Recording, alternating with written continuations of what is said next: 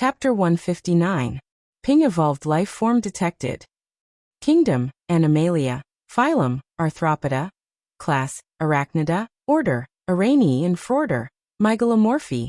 Family, Theraphosidae. State, evolved abilities. Ping generating nomenclature. Venomous touch. Tier 8 black grade venom detected. This venom has been infused with every fiber of this creature's being. Rebounding web. Spider silk with astonishing elasticity. Sturdy web. Spider silk tier 7 black grade toughness. Weakness, between head and abdomen. Evaluating power. Ping. Evolution stage. Elite tier 7 black. Lionel's brow furrowed. He had been very worried about the webs of these spiders when he charged, but he didn't expect that the matter would be even more troublesome than he originally thought. To make matters worse, this still wasn't considered an SS grade threat? Tier 7 black, that translated to S grade. But what was with the elite tag? What did that mean? Now that he thought about it, Lionel remembered that the octopus was classified as peak tier 7 black. So there were separations like this? No matter how curious he was, Lionel knew that this wasn't a time to ask this question. All he needed to guess was that this spider was a greater threat than the octopus. Knowing this, he had to ask questions that could help him keep his life. Can my chain necklace block the toxicity? Ping replying to Seed, the energy shield can block about 80% of the venom's toxicity. Lionel's frown deepened, but his footsteps didn't stop. He dashed toward the spider, but when it seemed they would clash, he suddenly changed directions, headed off to the side with all the might he could muster. He knew that the spider would chase after him because all along the way, his spear had never stopped. He continued carving a path forward, outpacing the spider by a measure. Lionel could tell by the spider's stats that its speed was actually much higher than his own. However, its agility was very low, making it navigate a battlefield like this, especially when it had to be careful not to poison its own legion, was about the best thing Lionel could do at this moment. Is there no other way to deal with the spider's venom? Lionel knew he needed to be incredibly specific when asking questions to the dictionary. It wouldn't simply offer him up answers based on the situation. So Lionel had slowly learned to keep an open mind and ask things he might not usually ask. In his mind, he didn't have anything else that could deal with venom. But who knows if this was really true? Outside of his expectations, it seemed he was correct to ask. Ping light elemental force has a strong healing effect, and is the bane of many toxins. Seed's light elemental force is still too low to be considered immune. Lionel's eyes widened. Too low? There are levels to light elemental force? Lionel really didn't expect this. He thought that a force strengthening deviation was as advertised. He didn't expect for there to be more. Ping yes. Even in the midst of the battlefield, Lionel couldn't help but curse under his breath. Couldn't this damn dictionary be a bit more forgiving? Why did every answer need to be so short and to the point? It really never touched on anything he didn't directly ask it. Lionel couldn't help but wonder how many things he had missed out on because of this. Forget it, now isn't the time to ask this. That damn spider is hot on my heels. Lionel knew he couldn't put too much effort into running away from this spider. Though he felt he could escape on his own, he was meant to be acting as a vanguard currently. If he strayed too far, instead of opening up a path, he would be allowing the other youths to get swallowed up. The youths who had come to this hunt still number about 80 or so. With such a number, even though they were still vastly outnumbered, it was definitely better than going in alone. Lionel needed them as much as he didn't have the heart to leave them here to die. So he could only hope that the combination of his light elemental force and his energy shield was enough to hold out. Lionel's spear flickered forward, leaving after images in the air as he pierced another spider through. Compared to the massive 3-meter-long spider to his back, the ones before him were barely half a meter long, but were still far larger than what one would expect. The gross creatures sent a chill up even Lionel's spine, but he still pushed them down his spear like a kebab before turning back and whipping them toward the quickly approaching spider. The spider leader's leg lashed out, slicing the soaring corpses in half with a single strike, and causing a rain of green guts to fall from the sky. In that moment, its vision was obscured, allowing Lionel to rapidly close the distance. Lionel ducked down and slid across the gray gravel, trying to get beneath the spider's body to attack its weak point. But just as he was going to succeed, the spider leader seemed to realize that something was off. Its mouth opened, its mandible-like protrusions snapping as a violet fog fell from its mouth. Lionel quickly held his breath, explosively retreating. Damn dictionary. It said venomous touch. It never said anything about venomous fog. At that moment, a white strand of silk shot out like a bullet. No, it wasn't completely white. Beneath the sunlight, it reflected a slight hint of fluorescent purple. It was so subtle that even with his senses, Lionel almost didn't catch it. Lionel immediately recognized that this was the spider's true ability. He had wrongly accused the dictionary this time. Venomous touch was described as a venom infused into every fiber of the spider's being. That would include its breath. Damn. Lionel rolled out of the way in a sorry state, just barely managing to dodge the bullet of silk. But the insect beast behind him's cry of pain made it obvious that it wasn't so lucky. Lionel turned back to find it quickly turning purple, then black, then erupting into a cluster of dark fog and ash. If he didn't know better, he would think that it had been burned in a furnace. It was now that Lionel suddenly realized that maybe the other 5 legions of beasts hadn't made a mistake just sending the Spider King here. Chapter 160. Lionel's expression grew dignified. He was reluctant to use his light elemental force.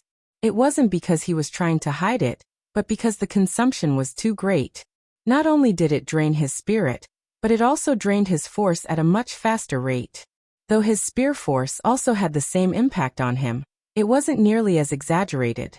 But this also made sense since his spear force wasn't as powerful either. But at this point, what choice did he have?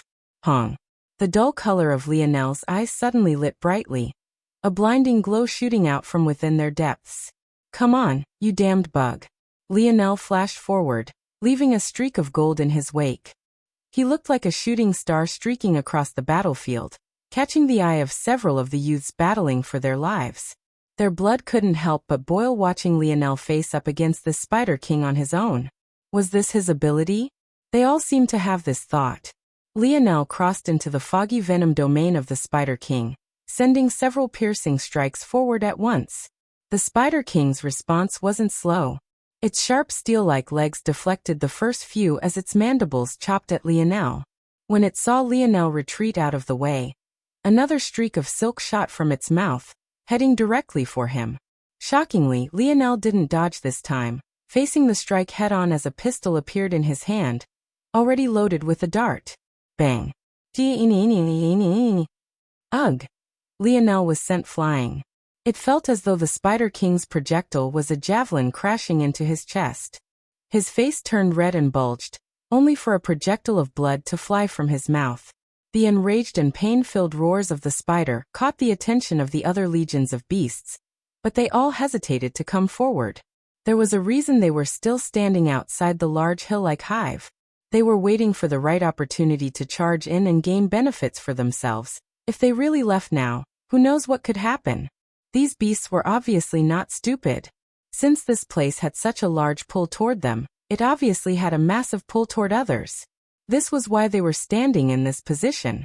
But despite having evolved, their thoughts were still relatively simple and straightforward. It was difficult for them to respond with great flexibility. Before they could even make a decision, the situation changed again.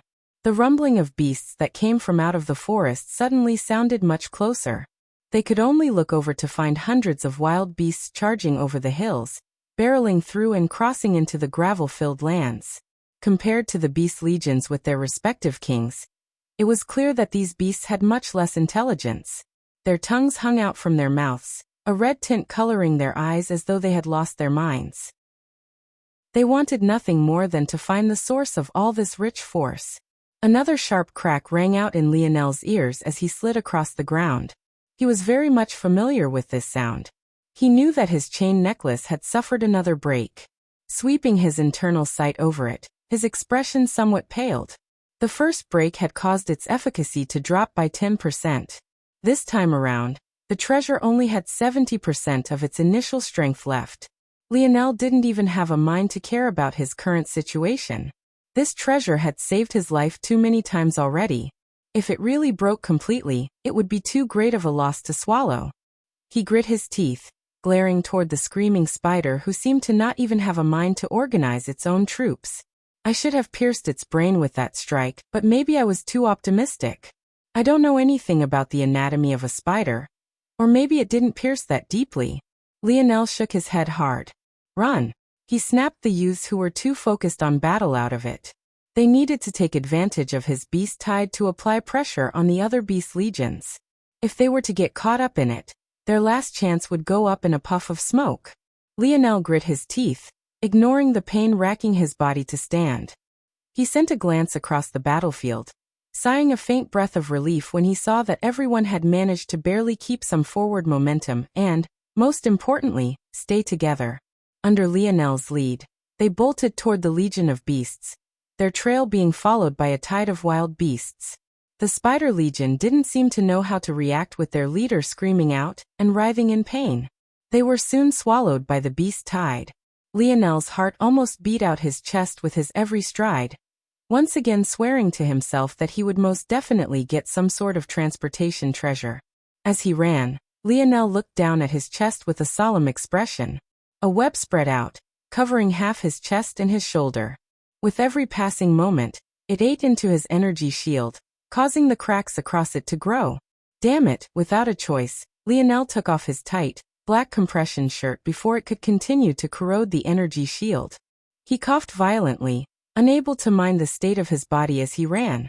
He really couldn't believe it. He thought that by now, facing even an SSS-grade threat wouldn't put him in too sorry of a position. But now he had suddenly found out that there were still S-grade threats that could push him to this state. At a time like this, he couldn't help but lament that his ability was auxiliary and not attack-based. Lionel shook his head as the distance between him and the 5 legions closed. He once again heard roaring black lions' roar sound out from his back. He didn't need to look back to know the beast tide had slowed somewhat, because he could clearly see that even that beasts up ahead were greatly affected. Lionel didn't have the mind to care about anything else. All of his being was focused on charging through the gap left by the Spider Legion. He wouldn't let anything stop him. His oppressive aura involuntarily shot out from his body, covering the lands before him in a layer of oppression. Chapter 161. Lionel controlled his speed. He was more than capable of leaving the trailing youths to his back far behind. But would doing this benefit him? If anything, it would put him in danger. Not only did he need to maintain their pace such that they were ahead of the beast tide, he needed to ensure they could also remain together.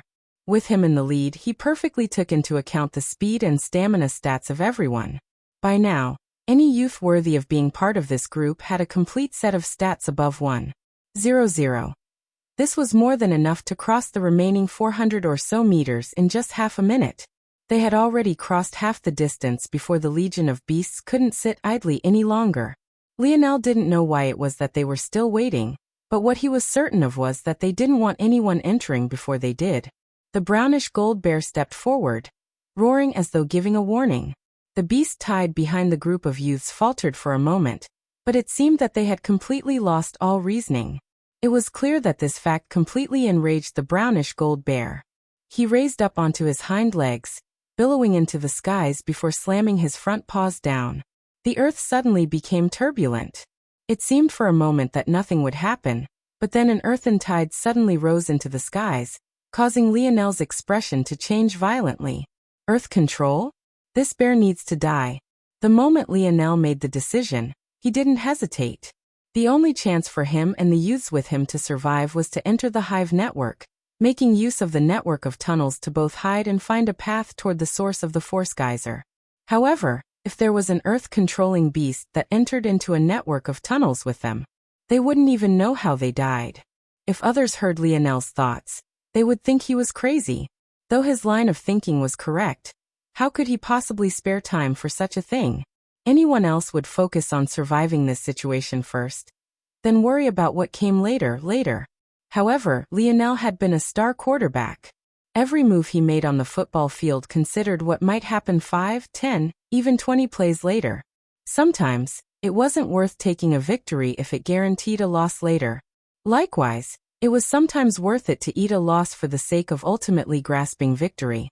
Looking at the compression shirt in his hand, Lionel's eyes flashed.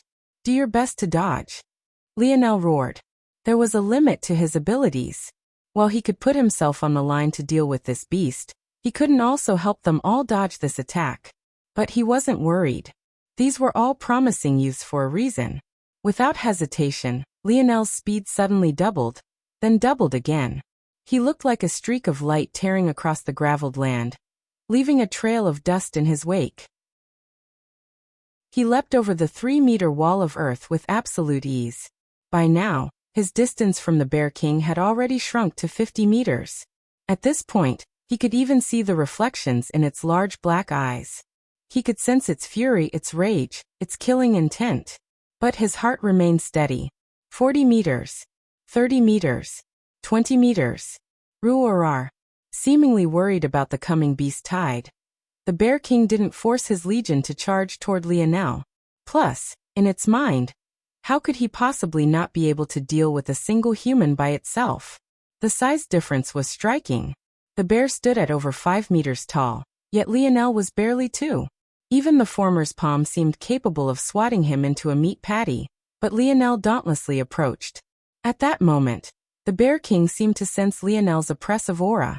Its rage had muddled its senses for a moment, but once Lionel came so close, it felt to him that hell had suddenly descended. The bear was shocked for a moment, only to find that Lionel had suddenly appeared in the air above it, pointing a black shirt at it. Confusion colored the bear's features. Why was this human pointing a piece of cloth at it? The Bear King's intelligence was just starting to develop, but the scene before it was completely baffling. It couldn't combine the threatening aura it felt from the human with the scene before it. For the first time, a beast would pay a price for its rising intelligence. If it was still a normal bear, it wouldn't have hesitated to turn and run. It didn't have emotions like pride, it only had instincts of survival. But by now it had grown the fondness for kingship. It had become intoxicated with power. It had already sent the spider forward before, causing it to suffer a major setback.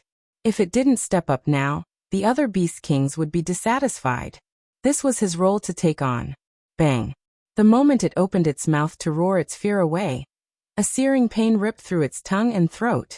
At first, it was the pain of having its flesh torn and pierced. But in what felt like an instant, its vision grew blurry. It happened so quickly that the human that had been standing in the air above it didn't even have time to land on the ground before its inner organs were completely corroded. Lionel sucked in a cold breath as the bear collapsed. He had known that the Spider King's poison would be potent, but he most definitely didn't expect it to be so exaggerated. He couldn't help but feel a cold shiver run down his spine. If it wasn't for his chain necklace, he would be finished. After taking a look at the fourth nozzle he had completely ruined, Lionel sighed, landing on the ground heavily. With a dull bang, the Bear King fell to the ground. Chapter 162. The fall of the Bear King was almost like flipping a switch. The shocked beasts suddenly began to release howls of rage. The beasts under the Bear King's rule especially lost control, charging forward without regard for anything. But what shocked Lionel was the direction they charged. Instead of coming toward him like he had expected, they actually charged toward the force geyser, leaving Lionel speechless. He had thought that out of some sense of loyalty, these bear beasts would go all out and fight him to the death. But it seemed that he had greatly overestimated them. Or maybe he was just lacking in understanding. Ultimately, these were wild beasts. They hadn't evolved to the point their thoughts were as meticulous as humans. Only the S-grade elites among them were slightly better, but even then, that seemed to have as many downsides and upsides judging by the way the Bear King died. It was likely that even SSS-grade beasts couldn't match up to humans in intelligence. They might only be capable of doing so after entering the realms of the fifth dimension or higher. Either way, this was a good thing for Lionel. The path toward the hive now suddenly had 2 massive holes in it, and there was even a horde of bear creatures opening the path for him. Taking a look over his shoulder, he found that the youths had just about caught up during his battle. After a faint nod, he bolted forward, not having time to reprimand the segmented cube for sucking up the Bear King's corpse. What the hell could he do with that poison meat? He didn't even feel like the beast crystal would be safe to use any longer. But now wasn't the time to consider any of this. There was suddenly a new challenge before Lionel now. Despite the fact the hive was now practically right before them, what would they do after entering it? And what was the situation inside? Though their large number was an asset before, if the tunnels of the hive were narrow and cramped, this advantage would quickly become a disadvantage. Lionel felt a headache coming on, but he followed the charging bears in without hesitation. He could only ignore the roars coming from the remaining 4 legions of beasts. Unlike the beasts, Lionel didn't charge into the first tunnel he could. After reaching the range of the hive, he leapt up, quickly climbing the hill-like structure, and dropping down a tunnel with a fairly shallow fall. Seeing Lionel's actions, the youths followed with little hesitation. His method was indeed the best. The beasts were straightforward, so they automatically entered the easiest holes of the hive. But who said they had to do so as well? Entering the darkness, Lionel suddenly felt a calmness still his heart. He almost felt right at home. How long had he spent in those dark Mayan tunnels, using nothing but his sharp senses to navigate his path ahead? He had an instinct to run forward as quickly as possible, but Lionel didn't do this. Instead, he turned around and held his ground, waiting for the youths who followed in after him. The tunnels were wide enough for about 4 robust males to walk shoulder to shoulder at once. Not too narrow, but also not too large. While this was a bit of a disadvantage with their numbers being about 80, it was a disadvantage the enemy had to contend with as well. Though Lionel's approach sent them away from the majority of beasts, he would be too naive if he thought that not a single one would follow them in. He could sense that the Spider King hadn't approached the hive for whatever reason, but this was good news. He wouldn't know how to deal with that Beast King's poison breath in such a small place. If it really came, he would have no choice but to run. At that moment, the first line of youths caught up with Lionel. "Run by me. I'll hold the line here and kill any beasts that follow us in," Lionel said quickly. Roaring Black Lion and the other top youths of the southern and eastern lookouts were the first to catch up, unsurprisingly. When they heard Lionel's words, they understood his intention and nodded. King of Seas and Pisces hesitated for a moment, but they still followed suit. If they really stirred up problems right now, they probably wouldn't just be the enemy of the southern lookout youths. At that point, maybe even their own people would turn against them. Their gazes flickered as they retreated and Lionel pretended not to notice. Bear King died? At that moment, a familiar youth's eyes opened wide. He stood frozen on the spot, unable to understand. Compared to his reaction when Wurat-006 died, this was far more dignified. He knew exactly how powerful this creature of his was, yet it had died? Could it be that other powerful beasts had appeared? That was impossible. He had scouted the entire island and taken all the SS-grade threats under his control. Unless those beasts from the ocean really got here so quickly? "Young lord, is something the matter?" At that moment, the others looked toward the youth, realizing his weird expression. They all understood that something outside of their expectations must have happened. The group that had been traveling down a particularly dark tunnel couldn't help but pause their steps. The young man stood silent for a long while, not responding to the questions his subordinates had for him. He was trying to decide whether or not he should call in the other Beast Kings to deal with this potential threat, but in the end he shook his head. Since only Bear King died, it likely meant that the Beast Kings had come together to deal with the situation. If he called them in now, it might very well be allowing that creature a chance to enter where it might not otherwise be able to. Lionel had always assumed that the beasts were waiting outside the hive for a specific moment. Maybe the force geyser was dangerous, or maybe the mine it originated from wasn't perfectly ripe yet. Aside from this, he hadn't thought of another possibility. The possibility that the Beast Kings were guarding the entrance at the request of their master. The youth looked up from his thoughts. "Let's go, we need to explore these tunnels and find the path toward the Force Crystal Mine faster." The guards around the youth looked toward his multi-lens monocle, and didn't dare to disobey. Chapter 163. Lionel sat at a corner of the cave, breathing heavily. Compared to a few hours ago, he was in a far sorrier state. At least he looked to be. Though his clothes were fairly clean due to the abilities of his chain necklace, the rest of him was dead tired. His visage was pale, his fingers twitched every so often due to the exhaustion of his muscles, and his breathing was haggard.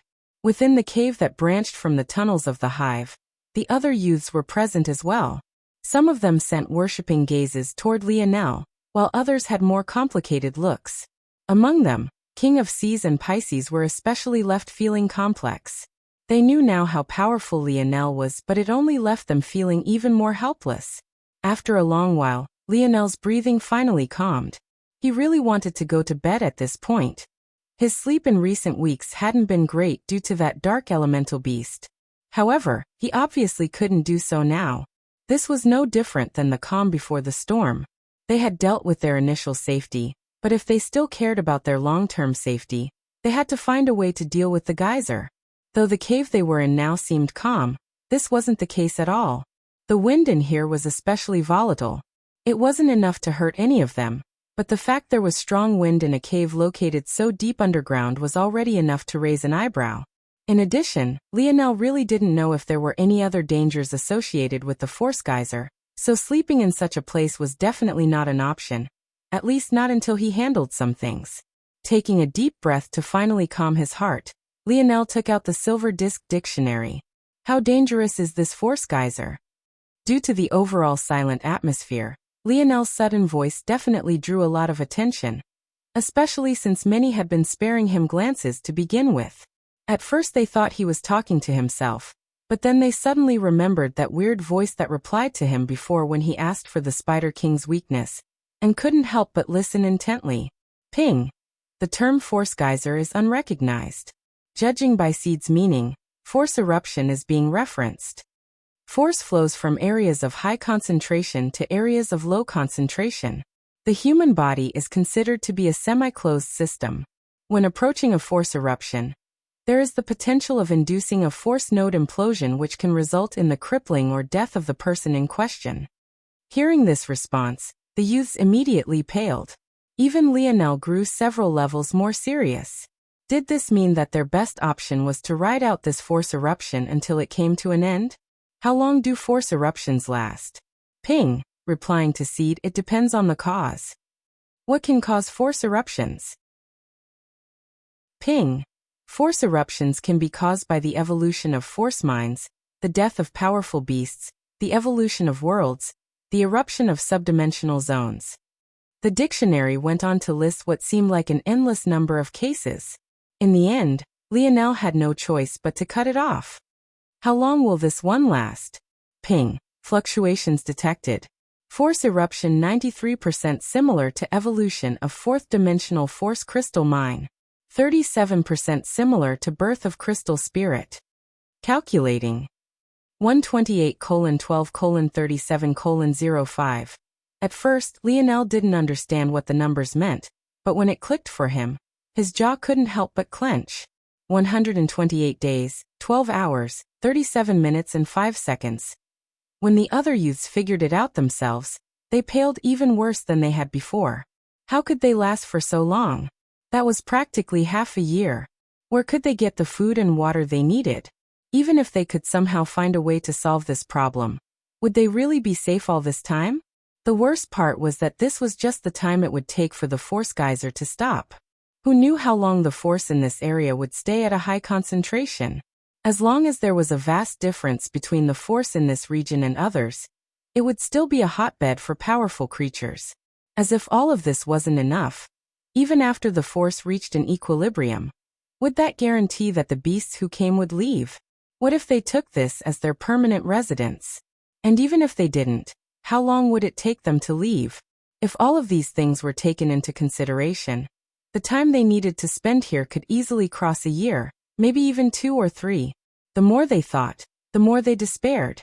Would this really be the place they died? Lionel's eyes narrowed. He had absolutely no intention of dying here, nor did he have any intention of staying in this place for so long. Is there any way to stop a force eruption ahead of time? Ping. The force eruption of a force crystal mine is a natural process used to increase the force concentration of an evolving world. Hearing to this point, Lionel couldn't help but despairing a bit as well. If this was a natural, necessary process, didn't that mean they had no choice but to wait? However, the next part sparked his light of hope once again. The process involves forming natural force arts. To speed up the action of drawing these natural force arts, it is necessary to infuse the force crystal mind core with high-level force strengthening deviations. Grasping onto this faint hope, Lionel's heart grew agitated. What are natural force arts and how are they related to the force crystal mine? Ping. Replying to Seed, natural force arts are the creation of natural phenomena and often power naturally occurring evolutions. Complex runes are currently being slowly drawn on the force crystal mine core. The force eruption is the result of this process. After knowing this, Lionel only had one question left. What can I do to get close to a force eruption without dying? Chapter 164. That's too reckless, we can't do that. And what are we going to do if not? Wait here for death. He's right. What are we going to eat and drink? We won't last even half a week in this state. The raging debate of the youths went back and forth. It had already been 2 hours since Lionel's dictionary last spoke, yet they still hadn't come to any sort of consensus. Lionel leaned against a wall, not saying much of anything as he watched on. He had already made his decision. He would most definitely be traveling down to find the force crystal mine core. The only reason he hadn't yet was because he was allowing his body to recover. He had drawn too deeply into his reserves. Even before he battled the koi fish, that dark elemental beast had put him in a sorry state. His battle with the Spider King and Bear King only made an already bad situation worse. As if that wasn't enough, it took him another few hours to kill all the beasts that entered the same tunnel they had. For now he needed sleep and rest. After that he would think of a plan. He didn't know enough about how this hive was constructed.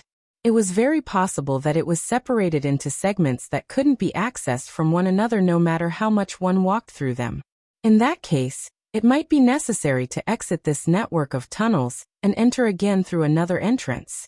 Thinking to this point, Lionel couldn't help but sigh to himself. Why was nothing ever easy?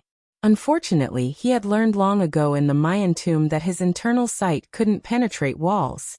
At best, he could snake it through the paths and look ahead. Lionel suddenly looked up, feeling that someone had suddenly sat by his side. It didn't take him long to realize that it was Roaring Black Lion even in the dim lights. It's funny to watch them, don't you think? Lionel chuckled slightly. What do you mean by that? They're separated into 2 groups. One group is too cowardly to go and wouldn't dare risk themselves. The other is also too cowardly even though they're pushing for us to go.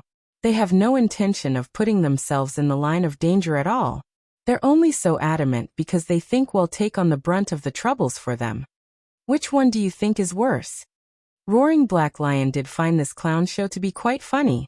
All of those powerful enough to actually make a difference weren't even speaking.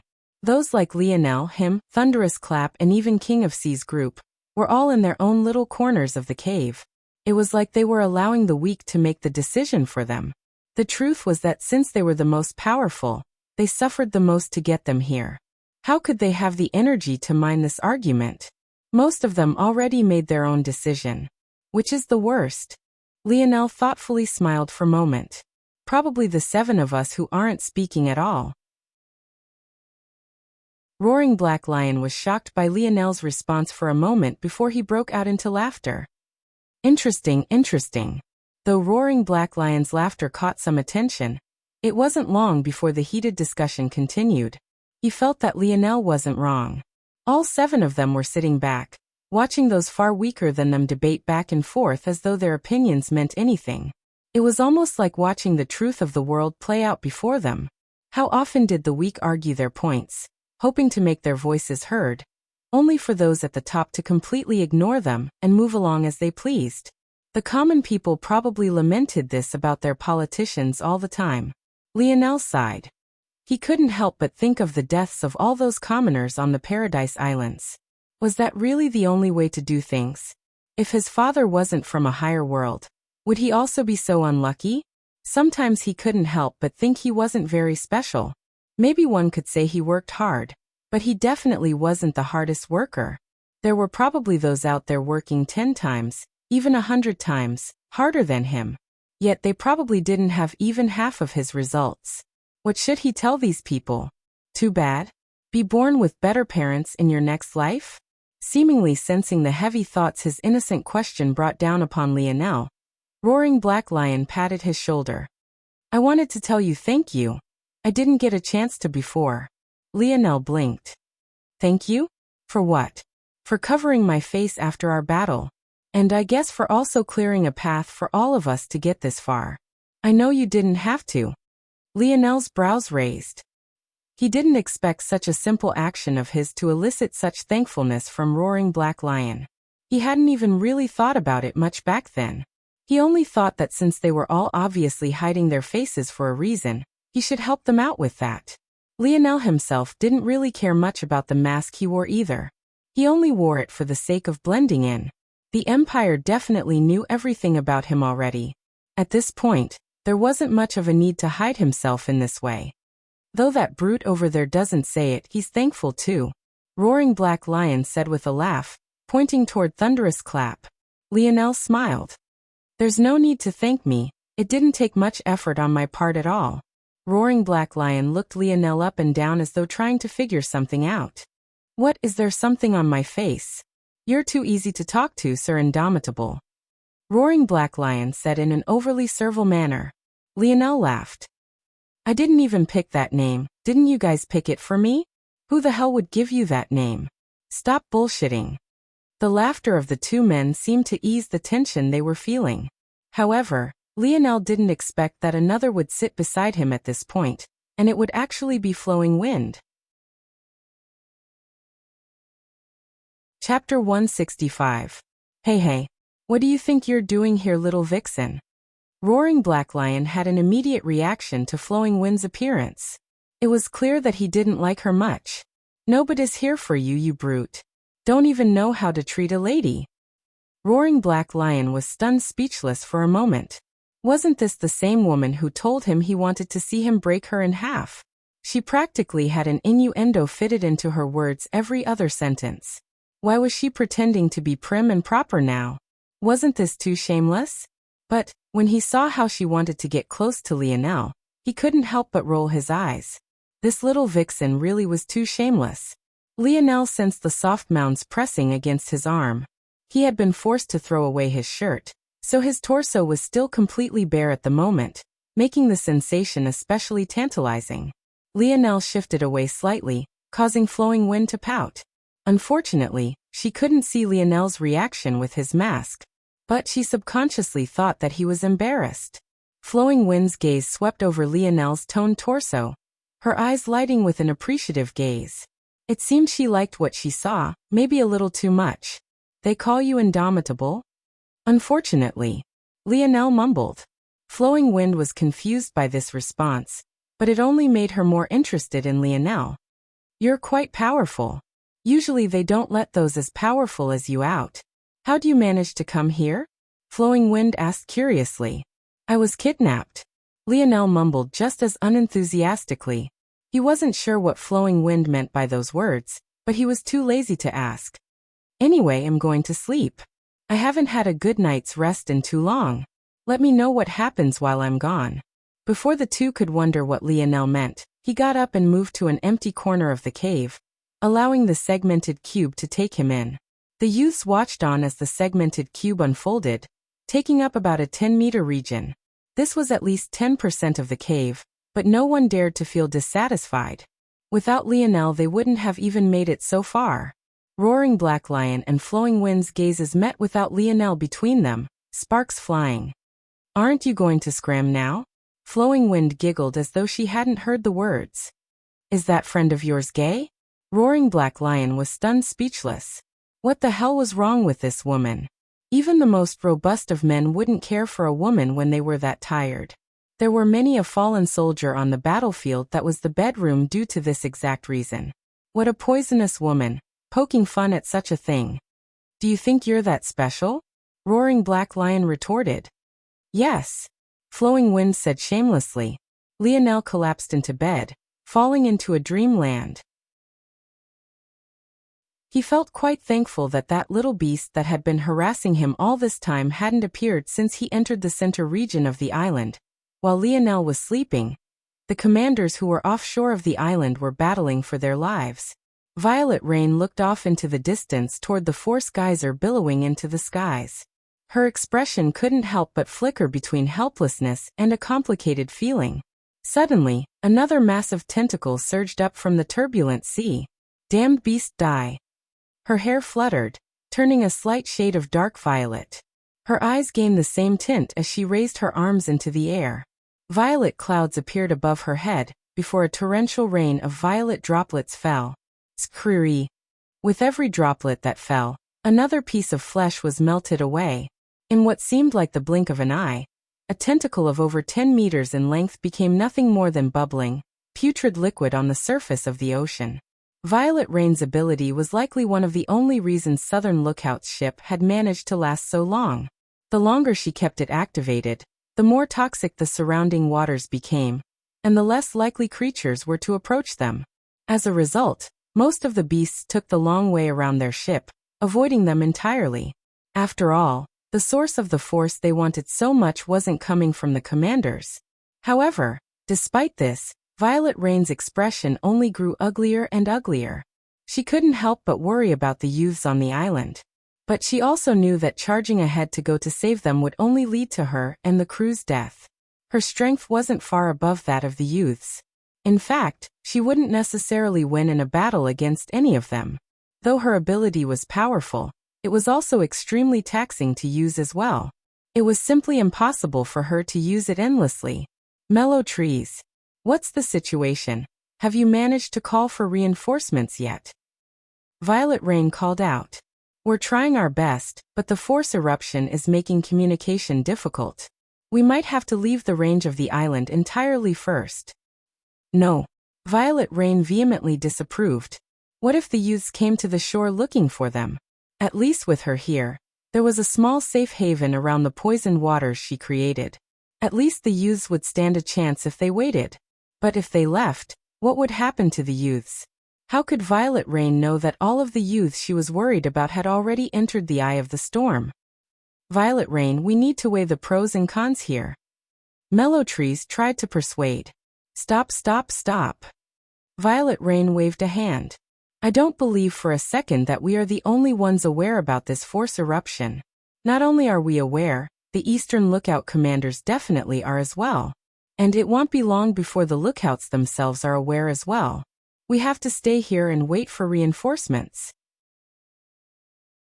Keep trying to see if you can get a message through. The other commanders looked at one another and sighed. Violet Rain didn't have a higher status than any of them, but she was the closest to her next promotion because her ability was rated within the S grade. For now, they could only listen to her words. Damned brat, you better not really be a spy. As long as you aren't, help those kids get out of there. Who knows how Lionel would react if he knew Violet Rain was thinking about him like this. Chapter 166. Lionel woke up, a long yawn pulling at his lips. Though he didn't sleep for as long as he wanted to, it was enough for him to regain some of his energy at the very least. He stared at the ceiling blankly, wondering what his next course of action should be. After a while of coming up with nothing, he dragged his body to the pool in the abode setting, stripping his clothes and jumping in. Before he realized what was happening, he had already fallen asleep again. When he woke up once more, he smiled bitterly to himself. It seemed that his thoughts of getting ahead of these matters could be thrown out the window now. He wasn't sure how long he had been asleep, but it was most definitely at least a day, maybe two. With a sigh, he stood and stretched.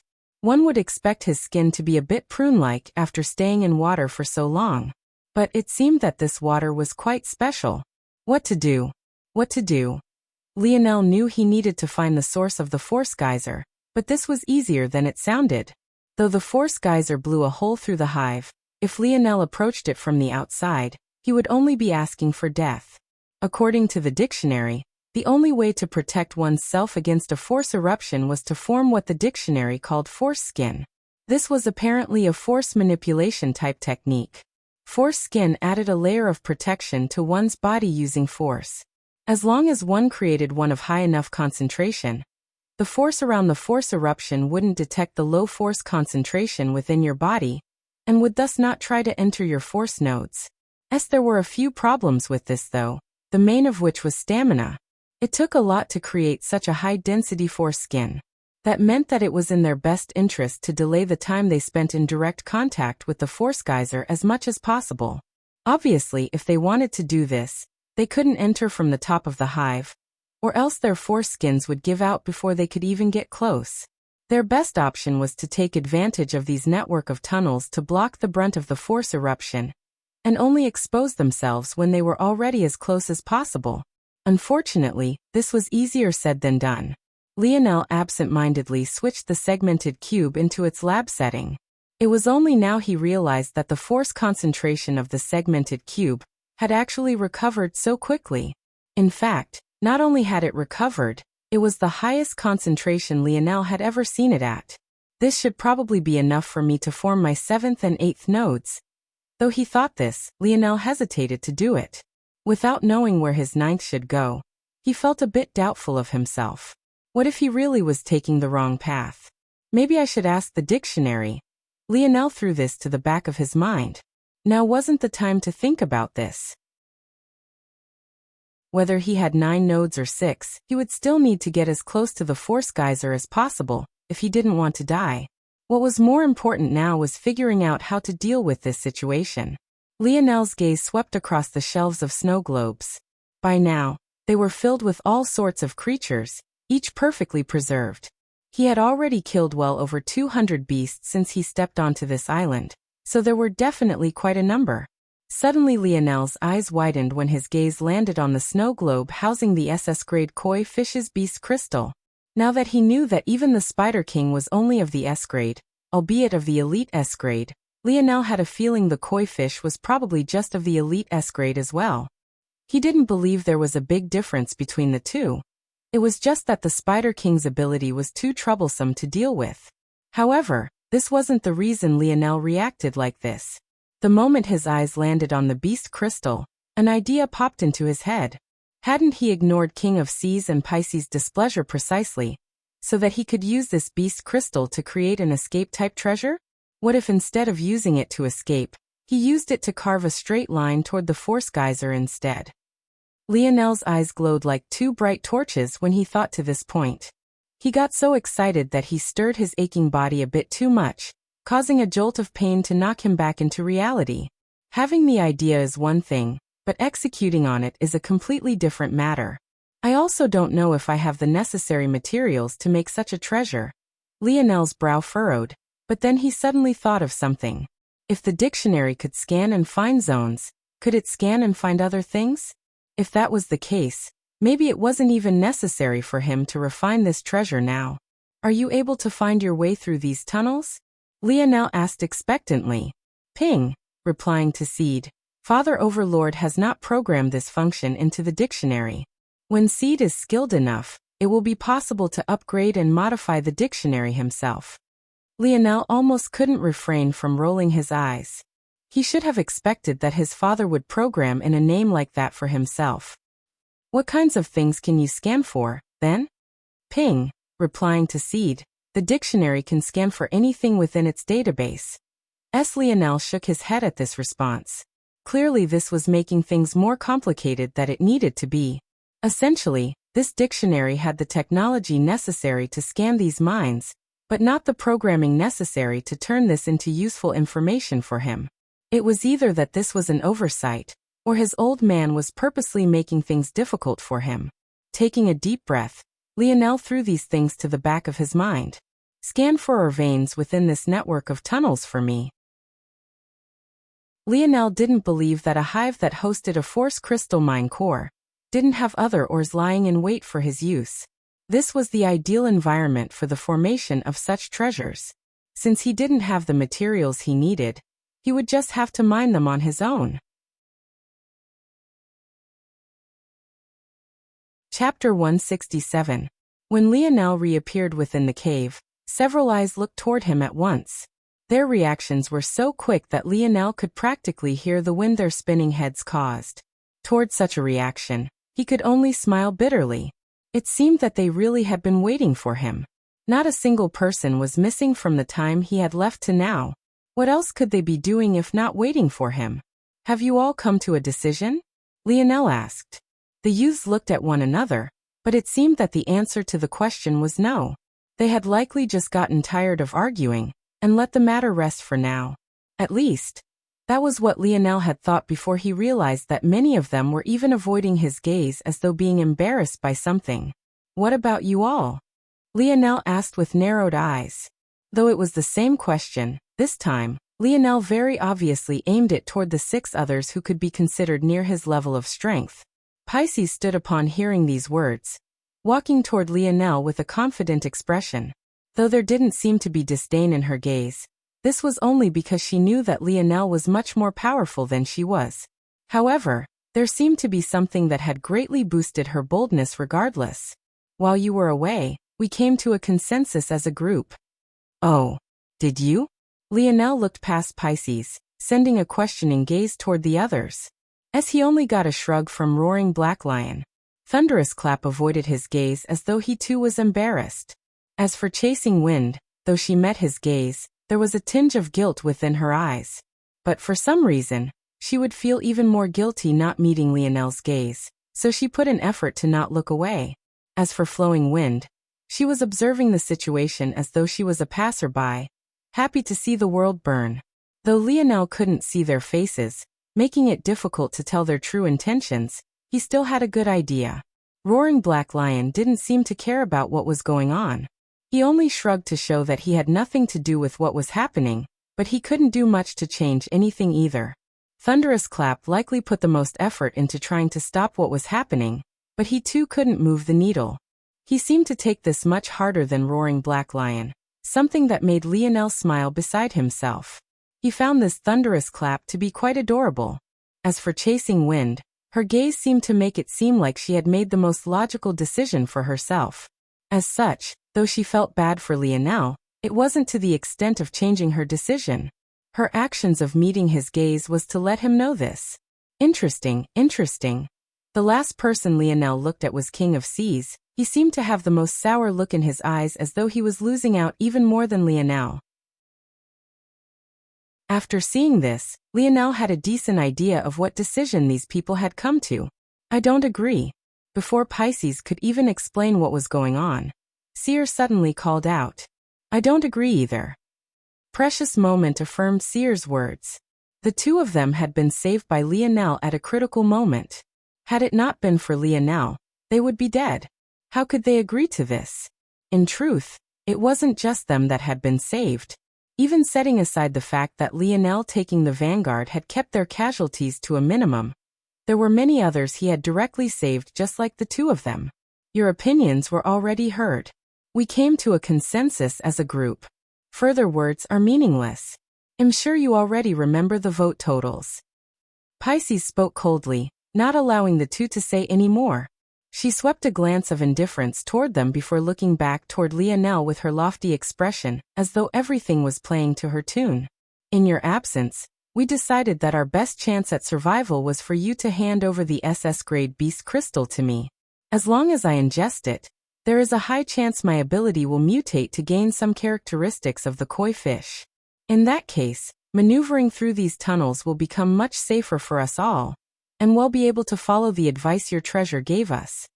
That day, they had all heard the words of the dictionary, so they knew well the importance of approaching as closely to the force geyser as possible before facing its direct might. If Pisces could awaken this ability, it really would be their best chance. Lionel didn't have much of a reaction to this. Instead, he looked toward King of Seas. And why did everyone choose you and not him? A tinge of red flashed by King of Seas' gaze. It seemed that he now hated Pisces just as much as he hated Lionel. But there was nothing he could do about it anymore. Pisces sneered, thinking that Lionel wanted to sow discord. But she replied calmly as though everything was still easily within her grasp. In her opinion, the big obstacle had been King of Seas, not Lionel. It wasn't because the former was more powerful than the latter, but because only the former could sway public opinion away from her. It's simple really. King of Sea's affinity with water can only be considered auxiliary. His main ability is his transformation into a merman. This allows him greater defense, strength and speed, in addition to a boost to these things while in the presence of water. Of course, he also gains the ability to breathe underwater as well. Pisces explained patiently and without hurry. However, water manipulation is my main ability. Compared to him, the likelihood of my ability mutating is far higher. So, if we were to take a chance on anyone, it should most definitely be me. Numerous people nodded to this, even Chasing Wind. It seemed that she had also been swayed by this logic. It did indeed make sense. And in Chasing Wind's opinion, it would be quite selfish of Lionel to refuse. After all, he didn't have a water ability. I hope you don't take offense to this. Chasing Wind suddenly spoke. In fact, if Lionel thought about it, this was the first time he had ever heard her voice. We are only trying out best with what we have. Had you had a water ability, none of us would have agreed to this. Lionel nodded toward this. He indeed didn't feel angry about this. That said, I understand where you all are coming from, and there isn't anything wrong with your line of thinking. Pisces' smile bloomed when she heard this, almost as though the beast crystal was already in her hands. Unfortunately, I still can't agree. Toward this, Pisces' expression could only darken. Chapter 168. Pisces swallowed her anger and regained her calm. Are you sure that's the decision you want to make? I know that you are very powerful, but this is a matter of life and death for us all. Do you understand this? Lionel could already sense several hostile gazes aimed toward him.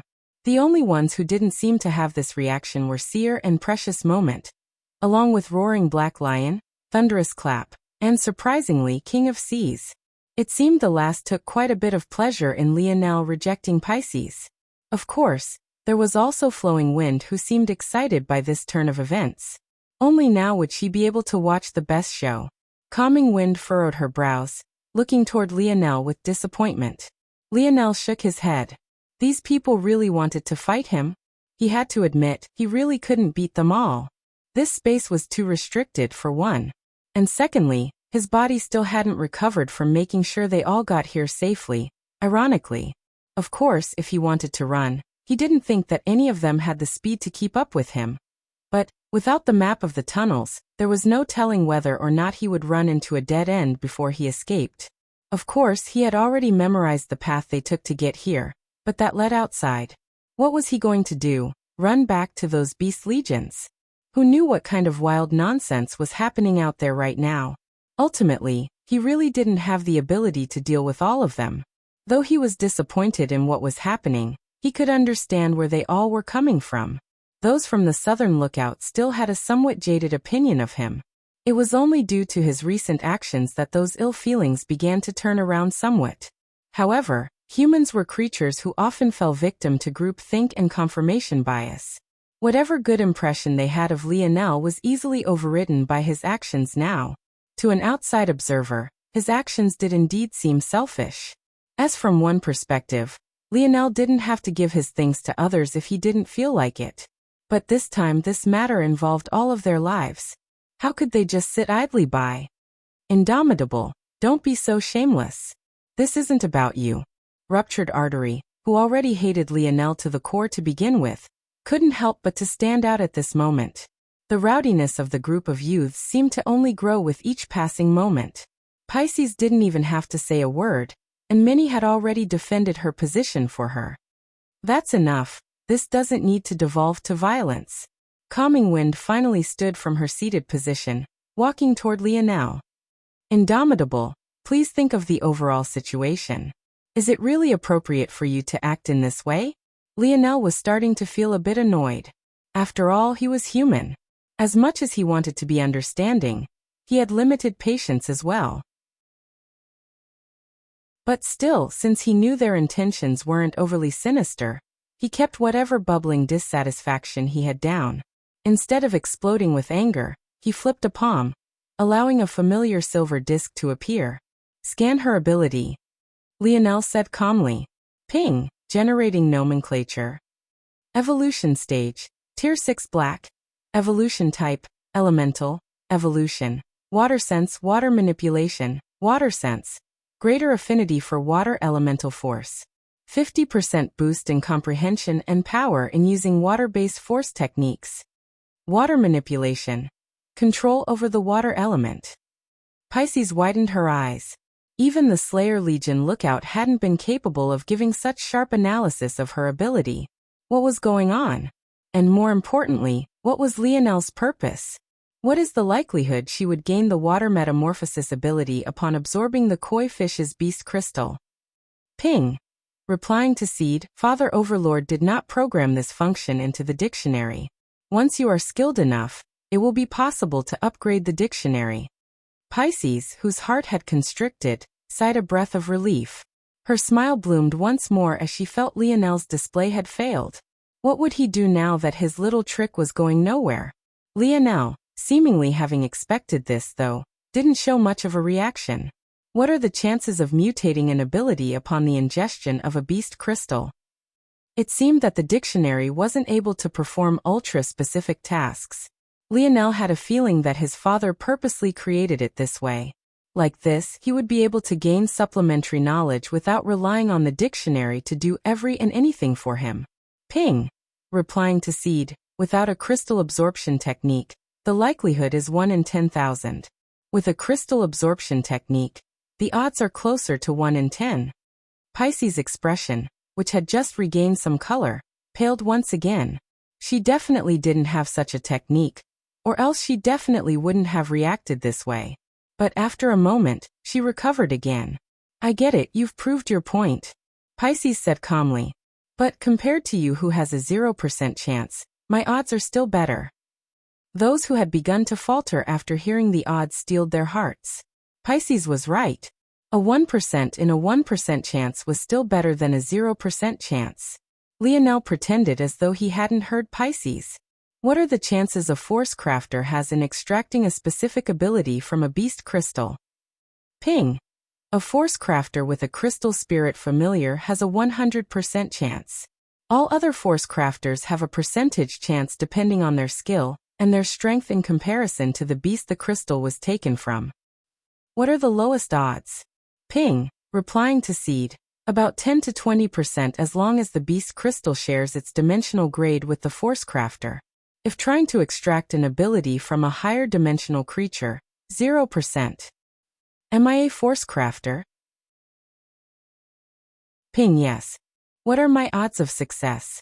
Ping. Yes. Taking Seed's ability into consideration, Seed has a 78% chance of success. And if I awaken my metal synergy lineage factor? Ping. That would allow Seed to take greater advantage of the senses of Seed's metal spirit, which would boost the chance of sensing the ability in question. In this case, it will be about 92%. The more Lionel spoke, the paler Pisces became. It was as though she could see the beast crystal she thought of in her dreams slipping away. Chapter 169. Lionel was pleasantly surprised that the dictionary was able to give him the odds he needed. He was prepared for it to be unable to do so, just like it wasn't able to read Pisces' specific odds. But if he thought about it, it made a bit of sense. The dictionary his father left him had two major purposes. The first was to inform him about things he was ignorant of, and the second was to guide his force crafting. It made sense that it was unable to use its scanning ability for tasks unrelated to force crafting, but could when the topic at hand was crafting itself. Since it's like this, it's a bit more acceptable. Lionel nodded to himself. I think a 78% chance is better than a 0.001% chance, right? Lionel asked. Pisces gritted her teeth, but she really had no response. Force crafting? This was already an incredibly rare profession to begin with. For those of Earth who had just taken their first step toward evolution, the rarity was even more exaggerated. The force crafters of Earth could be slotted into two categories. Either they were curious scientists who held positions as researchers even before the metamorphosis descended, or they were among the very few who awakened force crafting-related abilities. This was all to say that this profession wasn't prevalent in their minds. They could have never imagined that someone with combat effectiveness as high as Lionel would also be a force crafter. In fact, there were many of them who still didn't know what a force crafter even was. I hope you all see now that I wasn't trying to be selfish. I really am our best chance. If there's anyone else with a higher probability, I really wouldn't mind handing the beast crystal over. Lionel wasn't saying this just to say it. He really did see the point of view of the youths around him.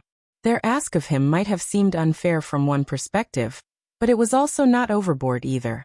In addition, even if he had to give the koi fish's beast crystal over, he could still bet on himself by trying to complete a similar treasure using the Bear King's beast crystal. The only reason he had set it aside for now was because the Bear King's body was contaminated. At this point, Calming Wind felt a bit embarrassed. She had gone from, albeit somewhat reluctantly, meeting Lionel's gaze, to now wanting to find a place to hide herself as quickly as possible. Bowing her head slightly, she apologized sincerely. "I'm sorry." She didn't say anything else as she retreated, causing Lionel to have a better impression of her. It seemed that the youths from the southern lookout really weren't bad. "It's not a big deal, I didn't take any of it personally," Lionel replied, causing many to sigh a breath of relief. The gritting of Pisces' teeth was practically audible. She had been so close. All for it to come crumbling down. "How can we take your treasure's words seriously? How do we know you didn't make it say that?" The moment she spoke these words, she instantly regretted it. Her hatred had clouded her vision, causing her to say something stupid. At that point, it wasn't just Lionel who looked toward her with a weird gaze. If she didn't trust the dictionary so much, why did she use its words as an excuse before when she thought getting the beast crystal was possible? It seemed more than a little selfish to say something like this now. "Forget it. Do whatever you want." Pisces was unwilling to hear the response she was sure she'd receive, so she cut her losses quickly, retreating to her previous sitting position. Lionel sighed when he saw the animosity in her eyes. Everything had been so much easier before the metamorphosis. "I still need some time to finish the craft. A few days to find the materials I need, and another few days to blueprint everything. In at most a week, it should be completed." The youths nodded toward Lionel's words, but they were still feeling a bit anxious. It had only been 2 days since they entered this cave, but there were already many problems to face. Many of them wanted to wash themselves, but had no place to do so. Compounding with that, there was no place for them to release themselves. So many had to travel out of the cave to find uninhabited corners to release their bowels. It was the kind of situation that most definitely couldn't last for very long. Luckily, many of them had come with abode-type treasures. After all, they knew comfort would be a luxury on the hunt.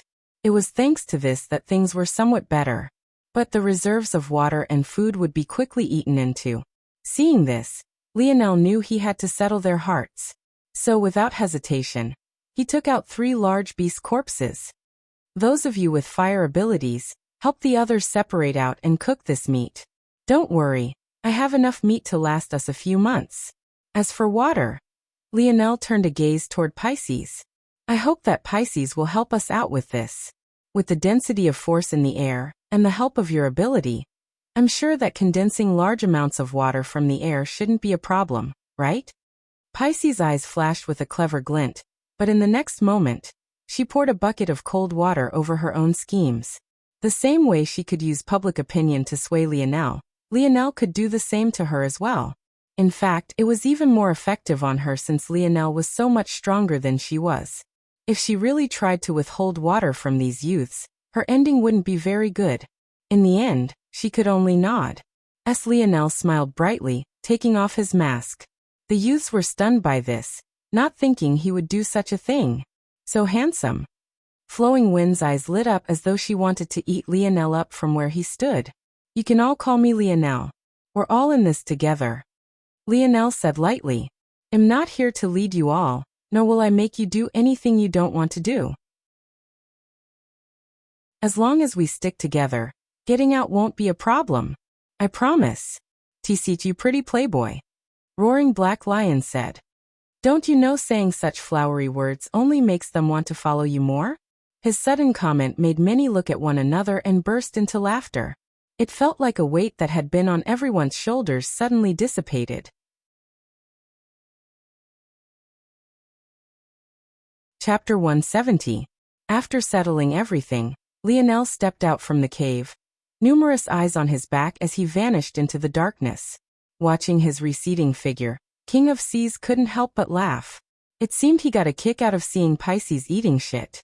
All the anger he had had in the past day vanished into thin air, leaving him feeling comfortable. It could only be said that humans were indeed weird creatures. King of Seas had gone from hating Lionel's guts to supporting him in the span of a day. As for Pisces, she could only hatefully glare in Lionel's direction, but there was nothing she could do. Just like the logic had once been on her side, it was now on his. As if that wasn't bad enough, she didn't expect Lionel to have so much charisma. Lionel leisurely strolled through the dark tunnels. Though he was still feeling the pain of his injuries and there was a severe lack of light in his surroundings, he was quite comfortable now. This might be a better opportunity than I originally gave it credit for. Lionel smiled so widely his eyes squinted. The reason Lionel was so happy was because when he asked the dictionary to scan the surroundings for veins, the results had been far beyond his expectations. The hive was practically a treasure trove.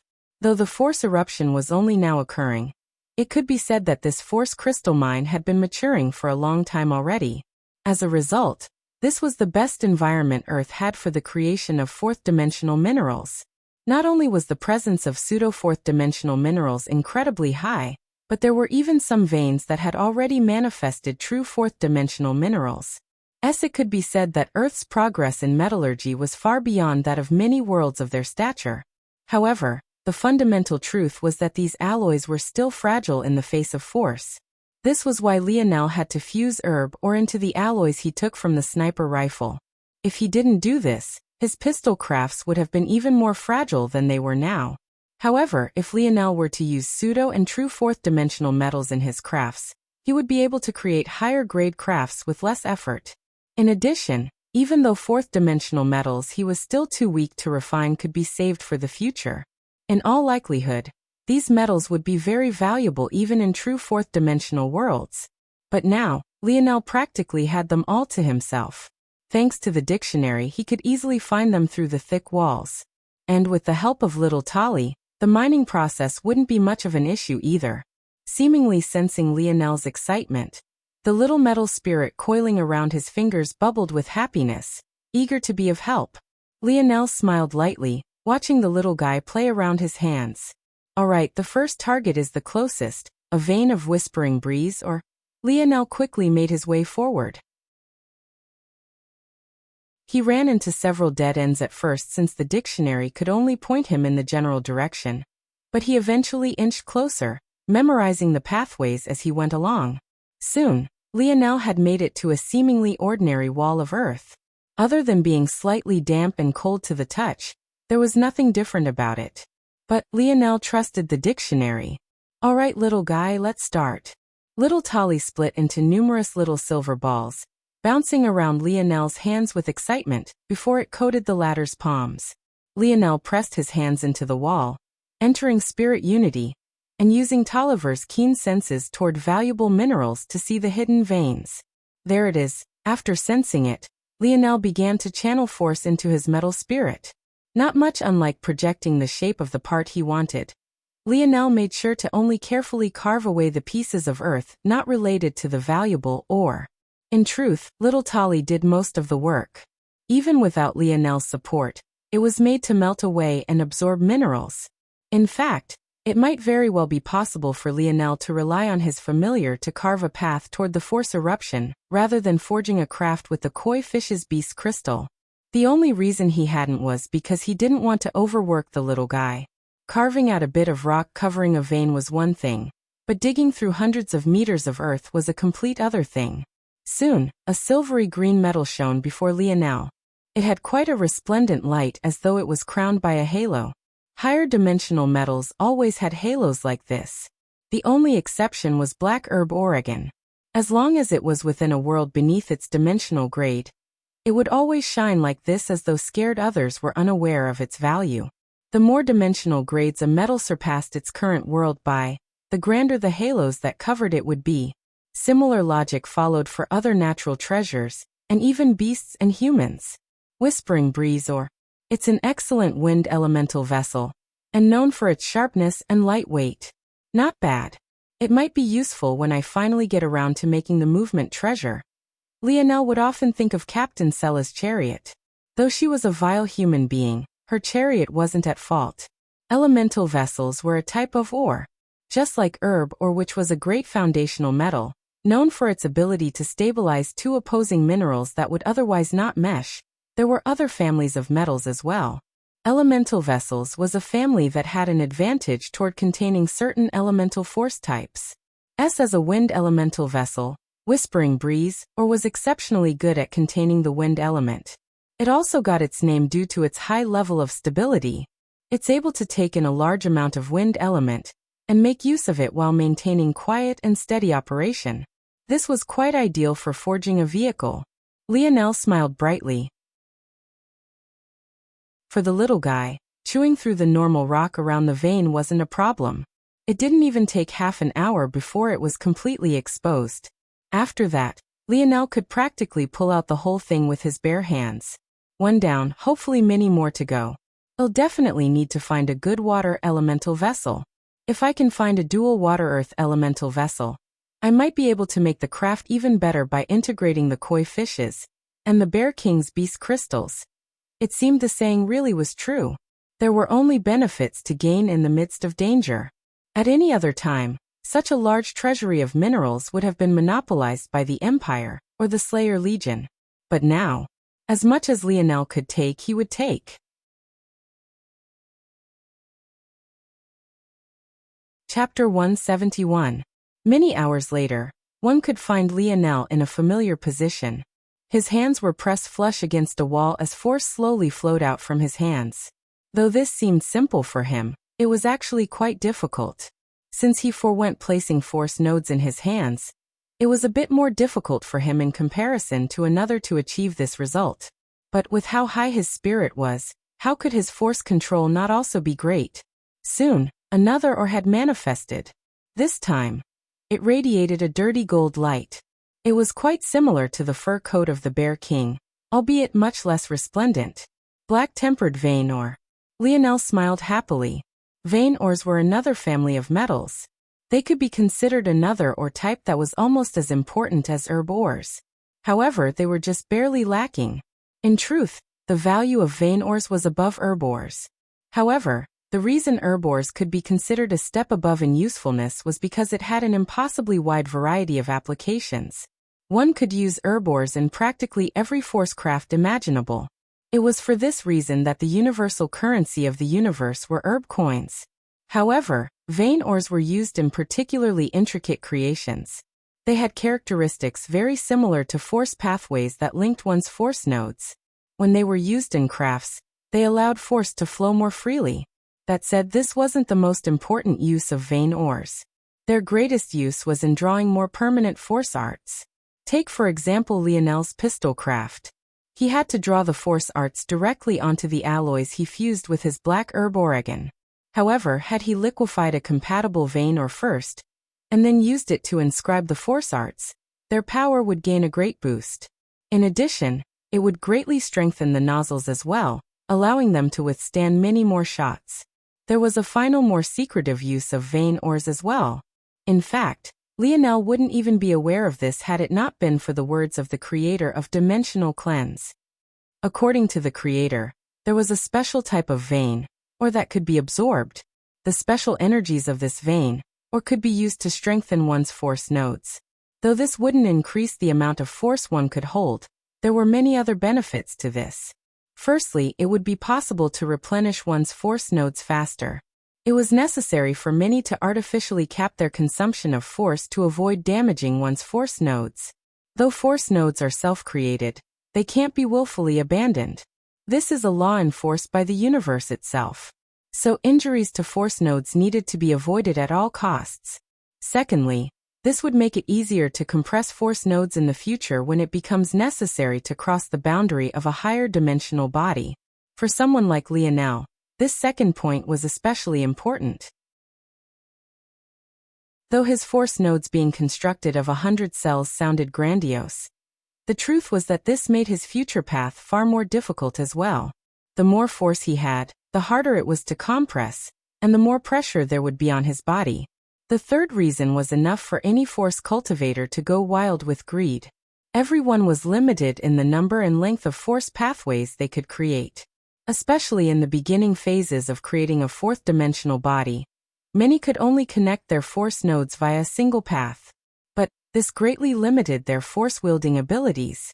With the help of a special vein ore, it was possible to create many more force pathways, allowing one to unlock many force-wielding abilities usually reserved for higher-dimensional warriors. This aside, there was a fourth reason that would greatly benefit Lionel even now. If his force nodes were sturdier, wouldn't it also be much easier to withstand the force eruption? Unfortunately, black-tempered vein, or wasn't the vein or he needed to undergo this process. In addition, according to the author of Dimensional Cleanse, it was best to wait until forming all 9 nodes before undergoing this tempering process. So, no matter how eager Lionel was for this benefit, he could only throw it to the back of his mind. Alright, I think I've cleared out all the ore veins in this section of tunnels. As expected, not all the tunnels are linked. If I want to explore more tunnels, I'll have to leave the hive and enter through another entrance. Lionel was hesitant to do this. He didn't know what the situation was outside. If he left, he would probably expose everyone to danger again. Even if he set everyone else apart, he still needed to worry about himself. After all, he would still need a while longer to recover to his peak. Forget it, forget it. I've harvested enough for now and have all the materials I need. Even though I didn't find a dual water-earth elemental vessel, or I did find an earth one. If I combined that with the rushing river vein ore I found, it would still be possible to combine the 2 beast crystal abilities. Much like elemental vessels, there were different types of vein ores as well. Rushing river vein ores were especially good at inscribing for water elemental force arts. So if Lionel was careful with his planning, it would be possible to combine the 2 without much issue. Just like before, Lionel took his time to dig the entire vein out. He knew that if he kept the core of the vein intact, it might be possible for the vein to grow more ores for him in the future. Who knows, maybe the segmented cube had this ability as well. Even if it didn't, Lionel would still do this. Just when Lionel was content with his gains and about to return to the cave to get started on the blueprints, his steps suddenly froze. There, on the wall he just extracted the vein from, there were faint cracks. It was incredibly difficult to spot, but there seemed to be a faint light coming from the other side. If it wasn't for the fact most of the hive was so dark, it wouldn't have been so hard for Lionel to spot the cracks because even if his side was dark, the other side would be flooded with light. This part of the wall is so thin. I can probably pass my internal sight through then to see if it's worth getting little Tolly's help to knock it away. It might not necessarily be a good thing to have a path to another network of tunnels. After having this thought, Lionel snaked his internal sight forward, passing through the gaps to see what was on the other side. But the result left him stunned speechless. Not only was the other side almost like an entire separate world, what shocked him the most was that there were actually other people there. Not just the fact they were other people, but the fact they were other people with characteristics Lionel was all too familiar with. Red hair, red eyes. The Brazinger clan. Chapter 172. Lionel was shocked. The very last group of people he could have ever expected to find here was the Brazinger clan. Wasn't this the personal island of the Slayer Legion? Didn't they monitor it? Were they really so incompetent to allow others to sneak in here so easily? Lionel had already had a hard time taking the Slayer Legion seriously, but it felt as though their every action really only made him look down on them more. After a while he calmed himself. He realized that he had only reacted like this because of how hard the past few days had been. It seemed that even he needed someone to vent his frustration on. Stay calm. Lionel closed his eyes, steadying his breathing and his heart rate. He had already promised himself to remain calm in all things. It was still hard since he was just an 18-year-old boy, but not everyone was made perfect in a day. In time, he'd temper his disposition. After Lionel steadied himself, he began thinking of what could possibly be happening here. He doubted that the Brazinger clan had come in after them. There was a high probability they had come here first. In that case, could it be the force eruption was predicted by them? Or was it that they wanted to take advantage of the ore treasury that was this hive? There's another possibility as well. Lionel furrowed his brows. According to Old Hutch, things aren't so simple as they seem on the surface. Could it be that these Project Hunt Islands were never the sole property of the Slayer Legion to begin with? When Lionel had this thought, he felt that his whole world had been turned upside down. Hutch seemed to talk like the decision to let the commoners of the Paradise Islands die was a mutual decision. Was the relationship between the rebels and the Empire really so simple? The more Lionel thought about it, the more confused he became. Forget it. Thinking about it myself won't get me anywhere. I'll observe them first. The space on the other side of the cracks really did seem like an entirely different world. It felt as though one had to step inside a spatial crack to reach it. But the truth of the matter was that it was within the hive just like every place else.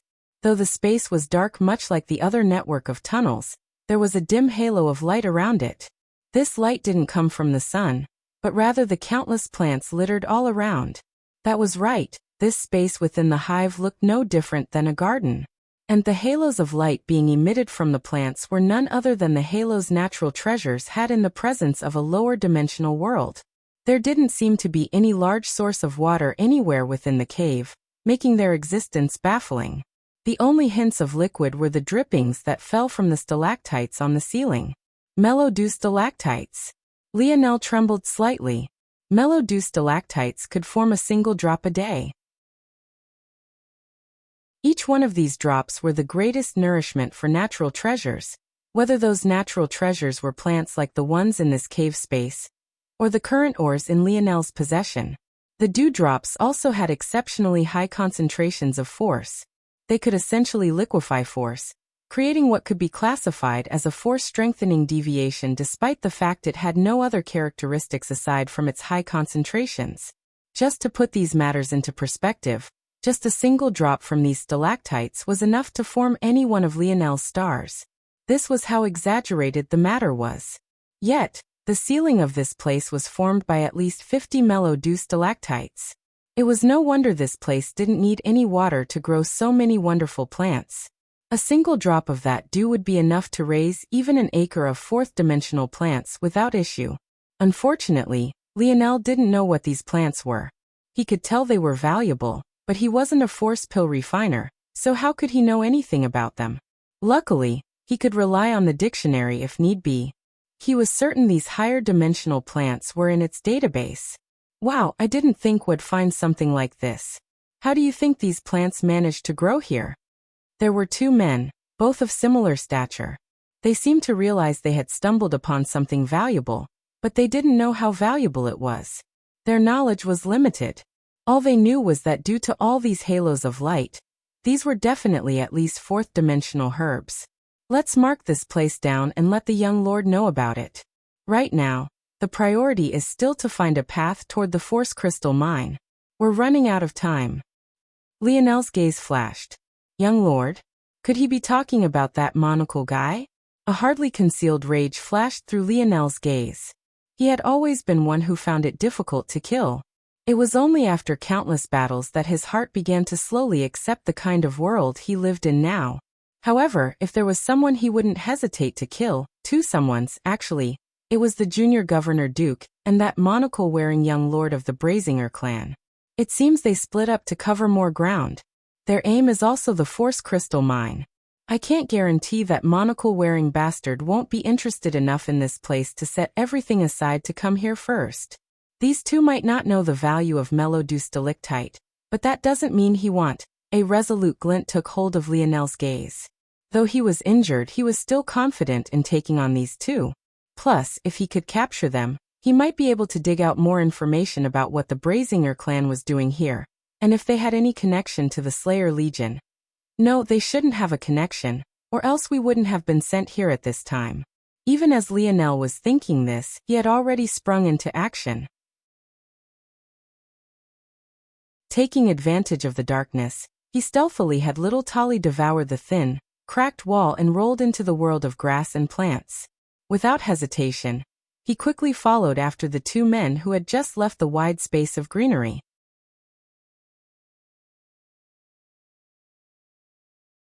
Chapter 173. Lionel looked down toward two unconscious men. He had already guessed that taking them down wouldn't have been a problem, but even he hadn't expected it to be so easy. In fact, it could be said that he was a bit too heavy-handed. However, Lionel hadn't had a choice. This whole knocking people out and taking hostages things was completely new to him. TV shows always made it look so easy. Just a simple karate chop to the back of the neck, right? So why had it given him such a headache? Forget it. I'll use those vines to tie them up in the segmented cube and bring them back. How do I harvest these plants? Lionel asked. Ping.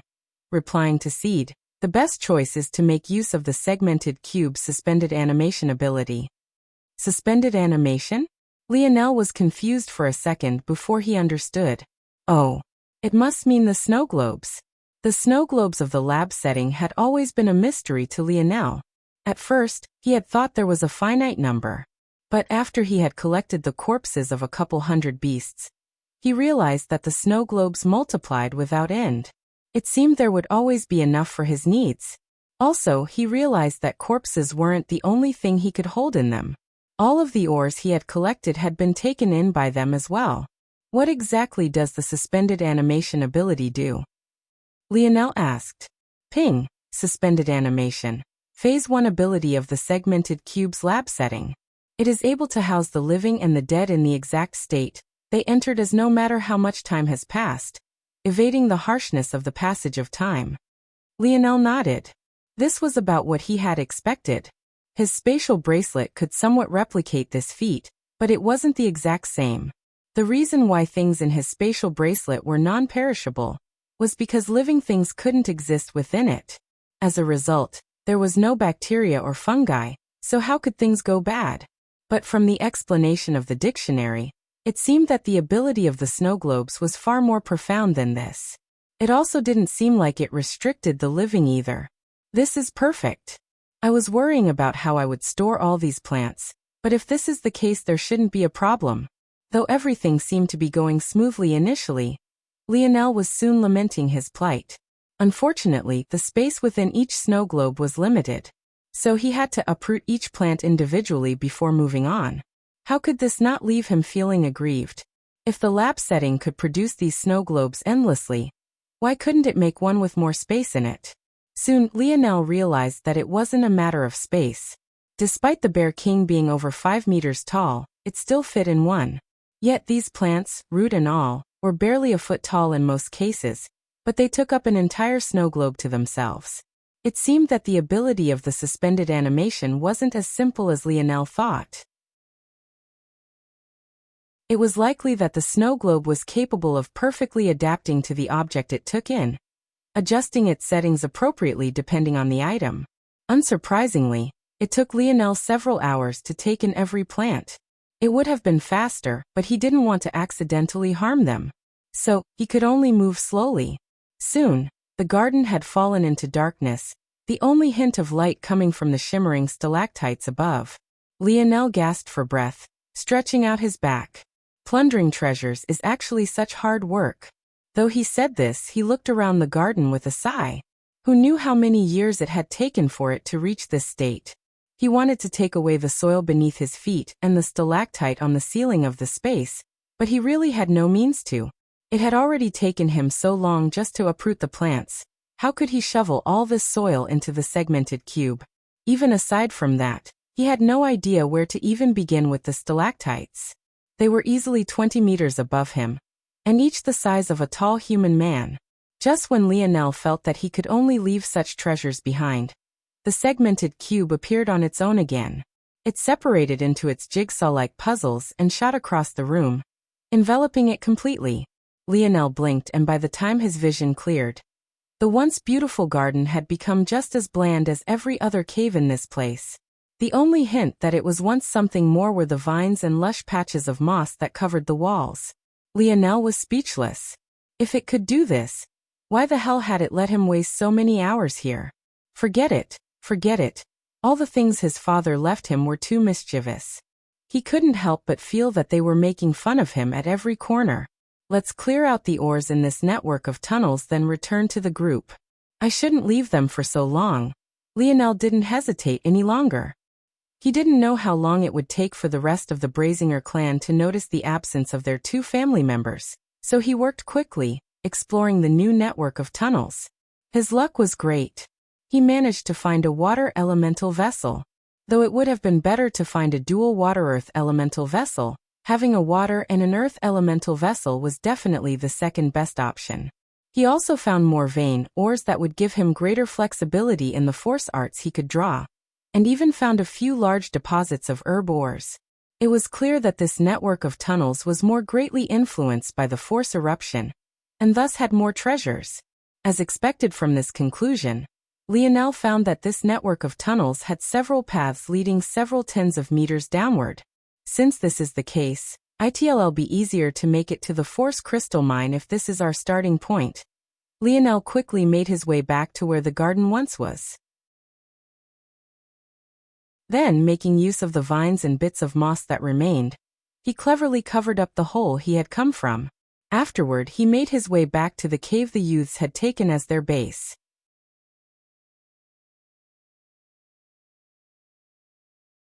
Chapter 174. Wake up. Lionel spoke coldly, pouring a bucket of frigid water he had gotten from Pisces over the heads of the 2 Brazinger clan members. In truth, Lionel had no need to get his water from Pisces, he only did it as a show. Since he had the black-grade soothing waters pool, he was much better off than those drinking normal water. Still, he made a show of politely asking Pisces for water every day to try and smooth her attitude out a bit. Like this, it was much easier to maintain the balance of the group, and it made her feel more comfortable thinking she had a modicum of power over him. Though if Pisces knew that the precious water she so graciously bestowed to Lionel was being used in this way, it could be imagined how she would react. The 2 Brazinger clan men were startled awake. Their first attempt was to move, but upon realizing their hands and feet were bound, a tinge of fear colored their hearts. Lionel wasn't worried that one of their abilities could help them escape. Before he woke them up, he had the dictionary scan them. The one with the more square jaw had an auxiliary type ability that made his neurons fire faster, thus giving him greater reaction time and greater thinking speed. The one with the slightly thinner face had a vibration type ability. This one was a greater threat, but Lionel had already crafted the cuffs on his hands to be beyond his ability to vibrate out of. After realizing that the 2 of them had been captured, the 2 clan members glared toward Lionel, but inwardly they were feeling confused. There were others here? How was this possible? First tell me your names. Lionel asked simply. After a while, it became obvious to Lionel that they had no intention of responding to him. But seemingly having expected this result, he only nonchalantly nodded. With a wave of his hand, the poisoned corpse of the Bear King appeared, causing the 2 men to pale. This poison is pretty tyrannical, don't you think? Lionel said casually. After a few moments, he stood and pulled the thinner man away. At such a sight, the square-jawed man trembled violently, the fear evident in his eyes. No. I'll tell you my name. Unfortunately, no matter how hard he struggled, he and Lionel still vanished, leaving the square-jawed man in a sorry state. He was so scared that he directly fainted, unable to maintain his consciousness. However, he had no idea that Lionel and the thin-faced man had simply gone to the abode setting, letting his fear stew. Oh, you'll tell me your name now? Lionel asked. Yes. My name is Sherry. A weird expression coated Lionel's visage at these words. Sherry? That meant darling in French. The man sure had quite the unique name. All right then, Sherry, I have a few questions to ask you. You'll answer them honestly, right? Right. Good. Lionel nodded in satisfaction. It would be a shame if the stories of you and your partner didn't add up, right? Hearing this, Sherry's trembling became several times more violent. He had indeed only planned to tell Lionel part of the truth. But what if his partner didn't tell the same lie he did? Then, wouldn't he be asking for his own death? This kid was so sinister. He suddenly understood why it was Lionel had separated them.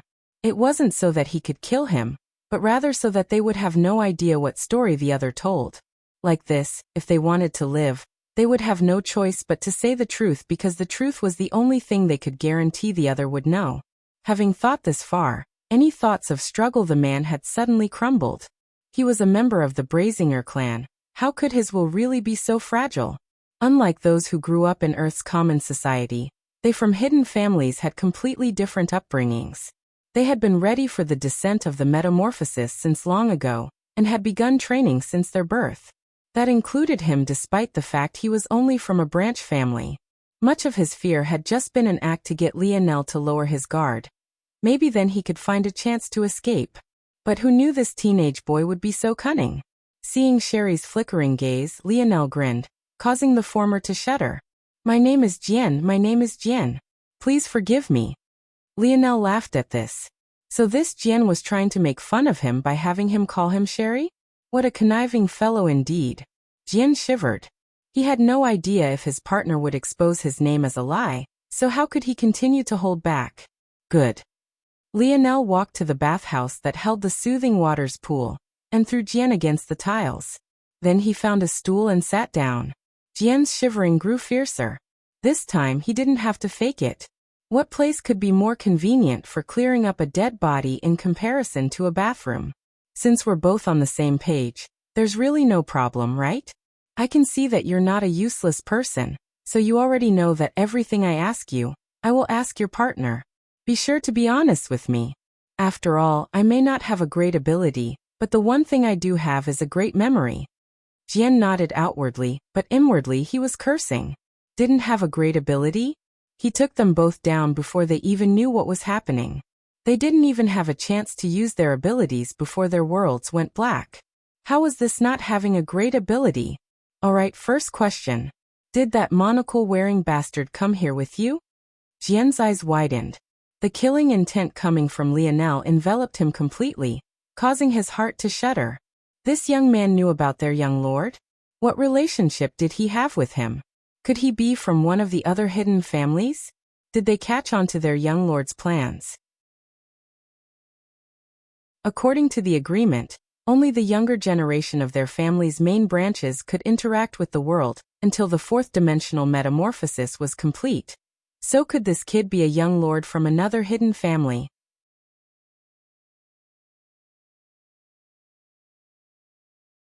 Chapter 175. I'll take that as a yes. Lionel's icy voice woke Jian from his thoughts. He could only shut his mouth, keeping his mumbling to himself. He didn't know what his young lord had done to piss this young man off so much, but he could tell that he should refrain from asking. What did you come here for? Jian gulped. Our young lord didn't tell us much. All we know is that there's a force crystal mine, and that the young lord needs it for some reason. How did you get in here through the beasts? Is there another entrance to the hive? Jian's gaze flashed with a peculiar light. But, remembering that Lionel would ask this same question to his partner, he could only throw all thoughts of lying to the back of his mind. Those beasts are under the control of young lord. What? Lionel couldn't hide his shock.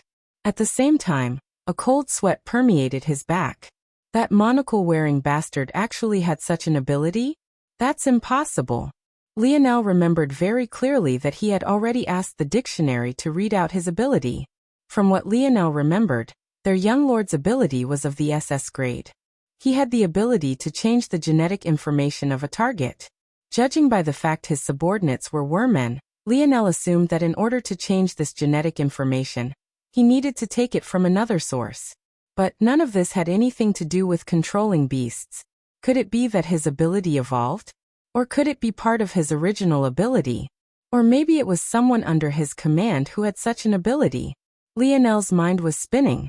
The level of danger such a fact brought was unimaginable. With the control of 6, now 5 elite S-grade threats, Simeon was practically invincible. And there was no telling if he had other beasts following along with him now.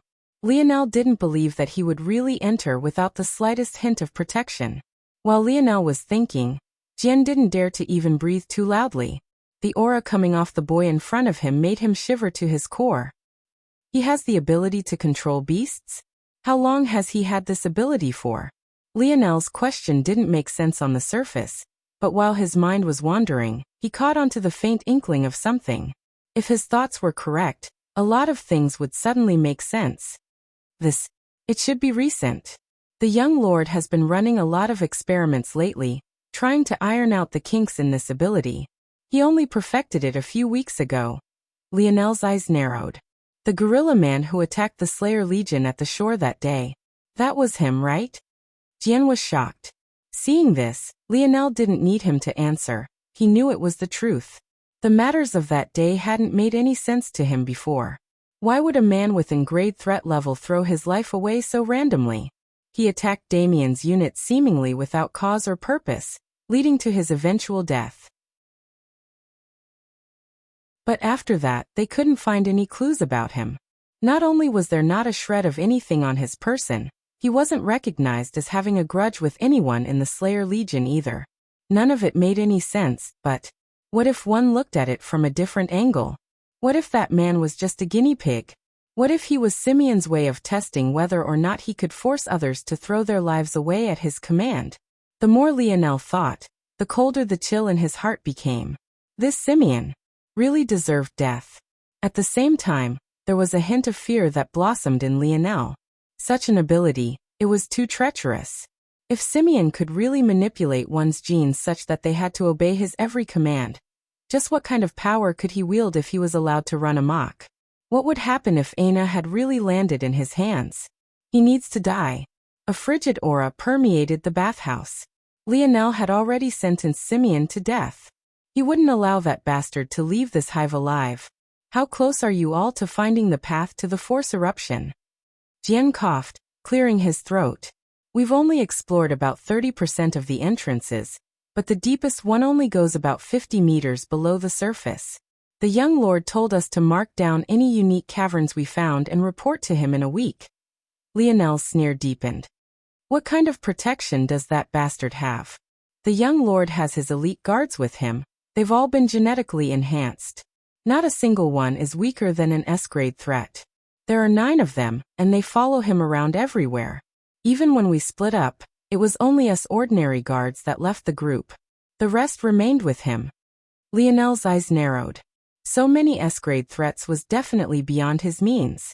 And from what Jian said, that was their floor. Who was to say there weren't a few beyond that? For the first time, Lionel felt frustrated with his ability. He was maybe the only person on Earth with an ability that surpassed the SSS grade, but because it was only auxiliary, the amount of strength it provided him was limited. If his ability was of the same grade, but of the offensive nature instead, just how much power would he have? Lionel really didn't want to let that bastard go. But the more he grilled Jian about the protection his young lord had, the more he realized that he couldn't take Simeon lightly. The most ironic part was that this was likely his fault. A couple months ago, when he first met Simeon, he hadn't had this kind of protection around him. That bullet Lionel almost put through his skull is probably precisely the reason he was so cautious now.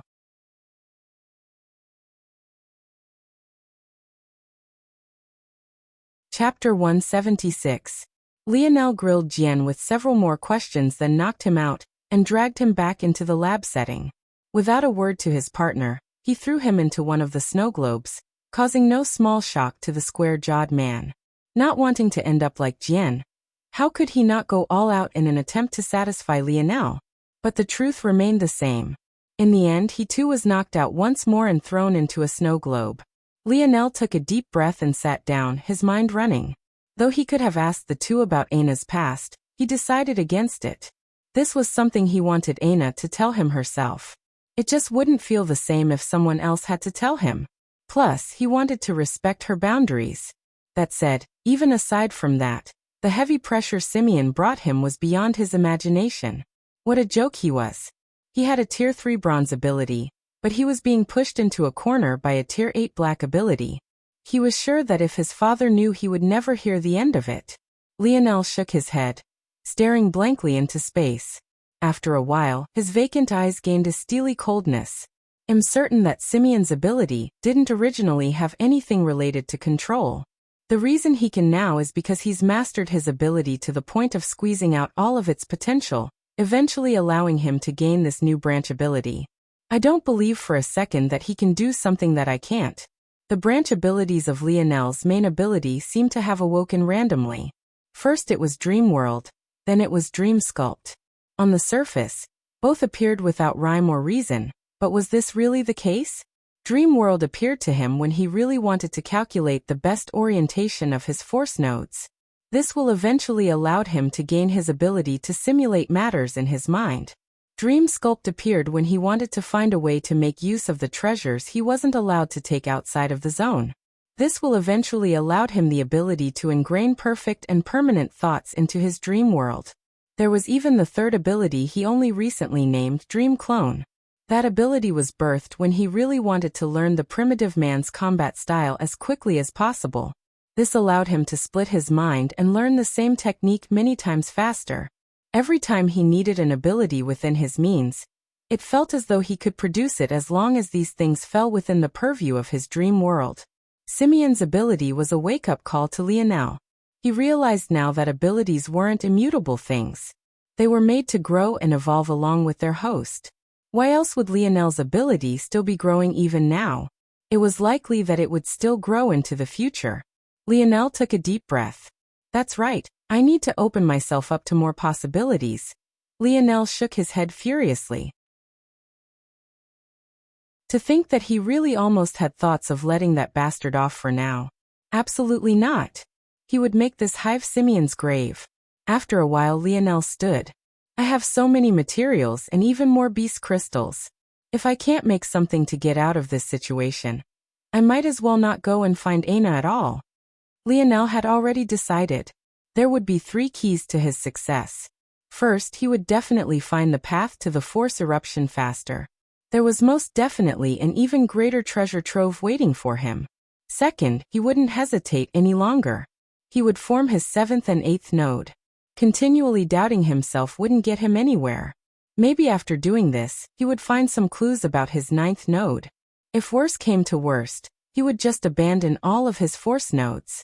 Though there was a massive taboo against doing so, the price was comparatively shallow for those in the lowest 3rd dimension. Only after stepping into the 4th or higher would abandoning one's force nodes become akin to a death sentence without incredibly special circumstances. And third, Lionel's mind drifted toward the first dream sculpt he ever made. It seemed like a simple golden staff, missing its flag. But Lionel knew quite well the kind of devastation this thing could cause. Lionel knew better than to use this staff to control humans. He had seen how badly Joan ended up with his own 2 eyes. And back then, she had only been controlling normal humans. By extension, Lionel also knew that controlling high-ranking beasts with it would be foolish as well. Those beast kings had already awoken their intelligence, and thus had strong wills of their own. If Lionel tried to take control of them, his ending would be just like Joan's. However, what about those weaker beasts who were only following the beast kings out of fear for their power? Just how quickly had the bear beasts beneath the bear king abandoned him after he died? According to Jian and his partner, Quinn, Simeon should have only taken control of the beast kings, then used them as a proxy to control the other beast hordes. Plus, those beast kings definitely had their hands full holding off the tide of beasts coming from the ocean, even as Lionel stood here. In that case, Lionel smiled coldly. If Simeon thought of using the beast hordes against him, he would be in for a rude awakening. Out on the sea, the commanders of the Eastern and Southern Lookout were still fighting for their lives. Though, those with Commander Violet Rain were definitely faring much better. I did it. I managed to get a message through. Mellow Trees roared with happiness. He never thought he would have over such a simple matter. Violet Rain's smile bloomed. Though they didn't get a response because the link was swiftly cut off again, this much was enough. Now they just had to wait.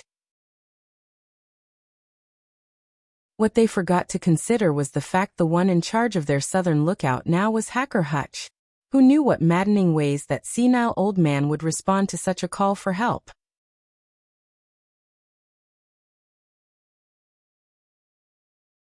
Chapter 177. A week later, Lionel stepped out from the segmented cube. His features seemed quite haggard, an unkempt beard gracing his jaw and his messy dirty blonde hair sweeping across his shoulders. But his eyes remained as sharp as swords. When the youths noticed Lionel's appearance, they all perked up, traces of anticipation painted on their faces. Lionel smiled lightly. I've succeeded. They were simple words, but they alone made the youths feel that a massive burden had been lifted from their chests. There's no time to waste, Lionel said with a confident air. We've already long since decided who would go and who would stay. Let's move out if you're all prepared. The lineup that chose to follow Lionel was quite interesting. Thunderous Clap, Roaring Black Lion and Flowing Wind all stood to move with him. Thunderous Clap's ability was similar to Jian's vibration ability, but much stronger by several levels. The mysterious quake force he used could be considered a force-strengthening deviation, so he would be joining. In addition, Flowing Wind, despite being from the Eastern Lookout, was also willing to help. Her wind elemental force output was a level beyond chasing winds.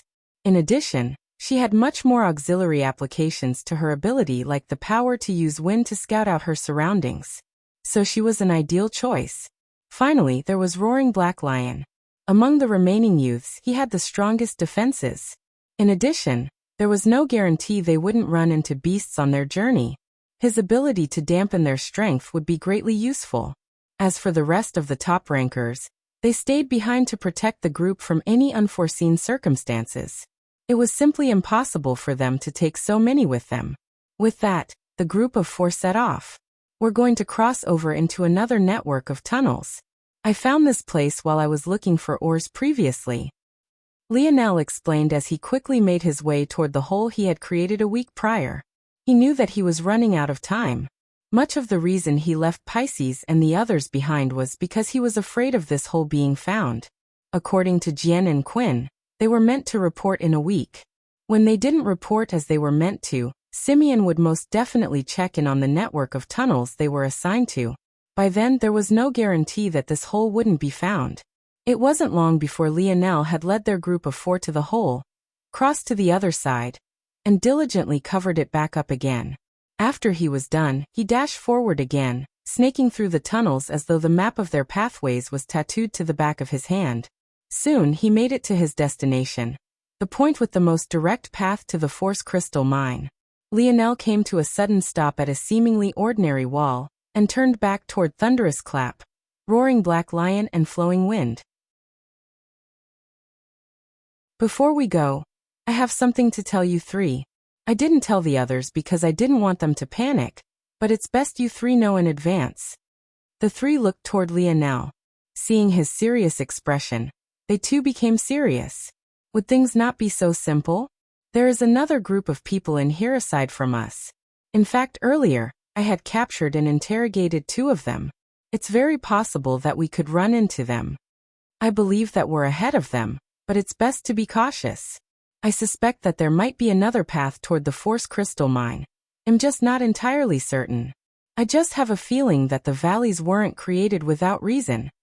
The 3 youths frowned. The complex network of valleys was precisely the reason they could only enter the center of the island through one passageway. They wrapped around the center of the island such that there was only one path forward. Even beyond that, Flowing Wind actually had no ability to fly over it. She felt that the force was incredibly volatile in that area, making it difficult for her to steady her ability properly. When she realized this, she hadn't dared to continue forward, lest she fall to her death. If the valleys were the result of some odd phenomenon related to the Force Crystal Mine, their odd attributes would be much easier to accept. Only when the 3 nodded seriously did Lionel flip his palm, causing many things to appear. First, each one of you take these. Lionel handed each of them silvery green mouthpieces that looked somewhat like a cross between a flute and a whistle. These are my creations. I made them out of Whispering Breeze, Oregon. They're only Tier 1 black grade treasures, but they allow you to breathe underwater and earth for 3 hours. After that, you'll need to allow it to recharge for half an hour before you can use it again. The 3 nodded in understanding, watching as Lionel continued to take out 9 total resplendent blue scales. These are another set of my creations, 3 to the each of you. They're refined from the koi fish's scales. They could be able to form an artificial force skin that melts and amplifies with your own. By my calculations, they should each be able to last half an hour under the full pressure of the force eruption. I'm not sure how long it will take us to stop the force eruption. We'll have to play it by ear.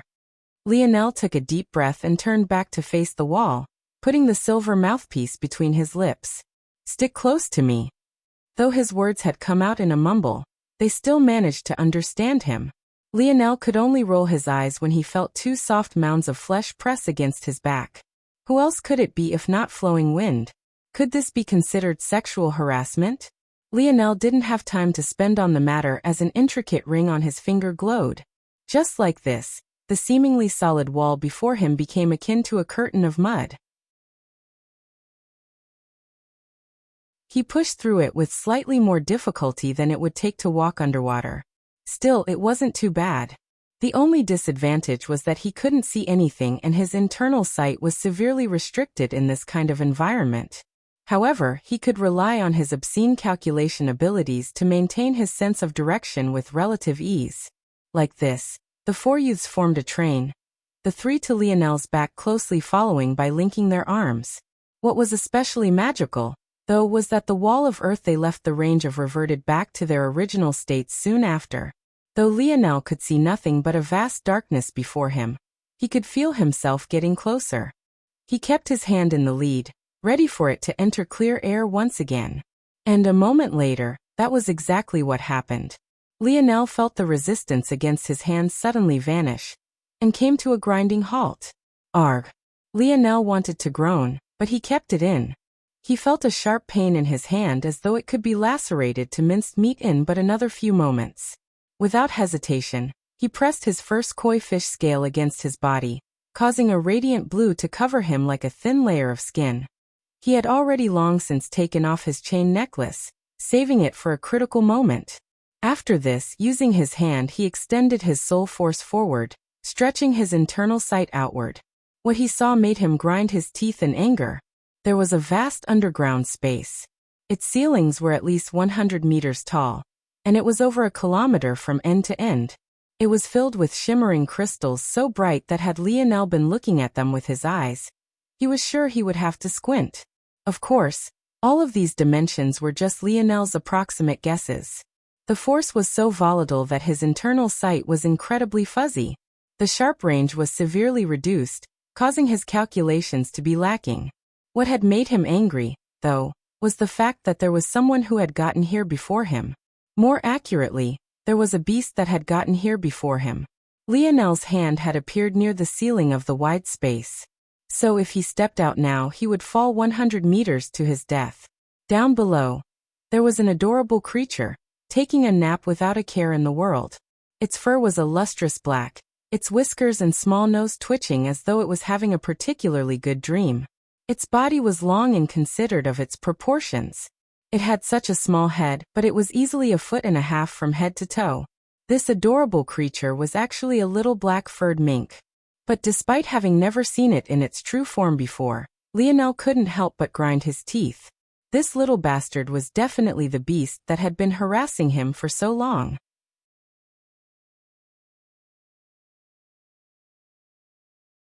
Chapter 178. Lionel suppressed his annoyance in his heart. He would definitely deal with that annoying little mink, but he also had to be cautious. For one, that little mink could somehow sleep within that torrent of energy without any problems while he had simply stretched out a hand into it, yet almost couldn't withstand the pain. Secondly, after so many days of battle with the little mink, Lionel knew that it most definitely wasn't simple to deal with. He even felt that its danger level was a level beyond the Beast Kings outside. He was thankful that all of their exchanges had lasted for a short time.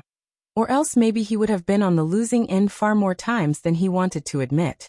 Why can it just sleep there so easily? Didn't the dictionary say the only way to survive in this environment was foreskin? It doesn't look like that little bastard is using it. The little mink seemed to have a cloud of black fog perpetually hanging around its body, but this wasn't exactly like foreskin at all. It must be its innate ability. That means its dark element force strengthening deviation might also comes from its innate ability. Lionel took a deep breath. He couldn't consider this any longer. Now that he knew there was this beast guarding the force crystal mine, he knew that he had to take it out. He didn't know why, but this little mink loved to attack him. Maybe the little guy thought it was a joke, but Lionel's life had been on the line every time. He couldn't take any chances. After making a decision, Lionel started slowly descending. He had appeared too high. If he stepped out now, he would just fall to his death. But if he went too low, his treasure would likely stop working. The entire floor and much of the sides of the open space were covered with force crystals radiating resplendent lights. All the way here, Lionel had to navigate around our veins because he knew his treasure wouldn't work against high-level minerals. Obviously, the same went for force crystals. Unable to communicate with the others, Lionel had no choice but to make an explosive move. With flowing wind positioned right behind him, he believed that she would be able to stop their fall with her ability, albeit shakily considered how volatile the force here was. Lionel leapt out from the wall. Force and sharp winds whipped against his body as he fell down toward the sleeping black-furred mink. With a flip of his palms, 2 pistols appeared, both outfitted with harpoons. This time he had no intention of holding back. If he could kill this beast before it woke up, that would be for the best. Bang! Bang! Lionel's gaze lit up. He knew his shots hit the mark. And from start to finish, the little mink hadn't moved. In fact, it seemed that his shots were so powerful that it directly blasted apart the platform of force crystals the little mink had been sleeping on too. But this made sense. After all, compared to those massive beasts outside, this little guy was really small. It was no surprise Lionel's attack went right through it like that. Lionel landed heavily on the ground, a jolt of pain shooting through his legs as his bluish force skin fluctuated wildly beneath the pressure of the force eruption. He shook the stinging sensation out of his lower half. It seemed that his fall had quite an impact on him. He should have definitely used his treasure shoes. But he had been saving them in case the little mink woke up in time and made a move on him. If that happened, he would have needed his shoes to dodge, or else he would have been a sitting duck in the air. However, Lionel could have never expected what he witnessed next. When he looked up, he was stunned silent. The little mink was still there, sleeping its time away as though nothing had happened. The 2 darts Lionel had shot out were still there as well. One went through the little mink's head, and the other went through its body. However, it was like the little mink was an illusion, or in a completely different reality. Its body seemed corporeal, but Lionel's attack went through it as though it had no substance at all. Almost as though this was just a projection, and not a living creature. What the hell? Lionel's heart tightened. At that moment, flowing wind unsteadily dropped to the ground, carrying roaring black lion and thunderous clap along with her. Her control over her ability was extremely poor in this place, but it was at least enough to slow their descent. Either way, Lionel hadn't brought her here for her combat prowess, but rather to help in quickening the maturity of the force crystal core. Why do you kill such an adorable little guy? Flowing wind reprimanded Lionel without the slightest hint of her previous lusty personality. In the blink of an eye, she had suddenly become a mother hen protecting her chicks. Lionel almost couldn't refrain from lashing out. Adorable? This little bastard had almost killed him who knows how many times? After a while, Flowing Wind and the others also noticed the oddity. If such a small creature was hit with such force, shouldn't it be a rain of blood and guts by now? Why did it seem like Lionel's darts had been embedded into its body? It's incorporeal? Is it fake? Thunderous Clap muttered. I don't think it's fake. Lionel said slowly. But don't be fooled by its appearance. This little thing almost killed me several times. The eyes of the 3 youths widened. Almost killed Lionel? Which of them didn't know how powerful Lionel was? Yet such a small beast was a danger to him? Hearing such words, they could only put their guards up. I didn't get a chance to do this before because it was too fast, but maybe now? Tell me about its abilities. The dictionary appeared in Lionel's palm as his eyes narrowed with seriousness. Ping evolved life form detected. Simplified title Mink. State. Evolved. Evolving. Abilities. Ping generating nomenclature. Shadow World. An ability that takes control of the world hidden from the stars. Evaluating power Ping. Evolution stage. Elite Tier 9 Black.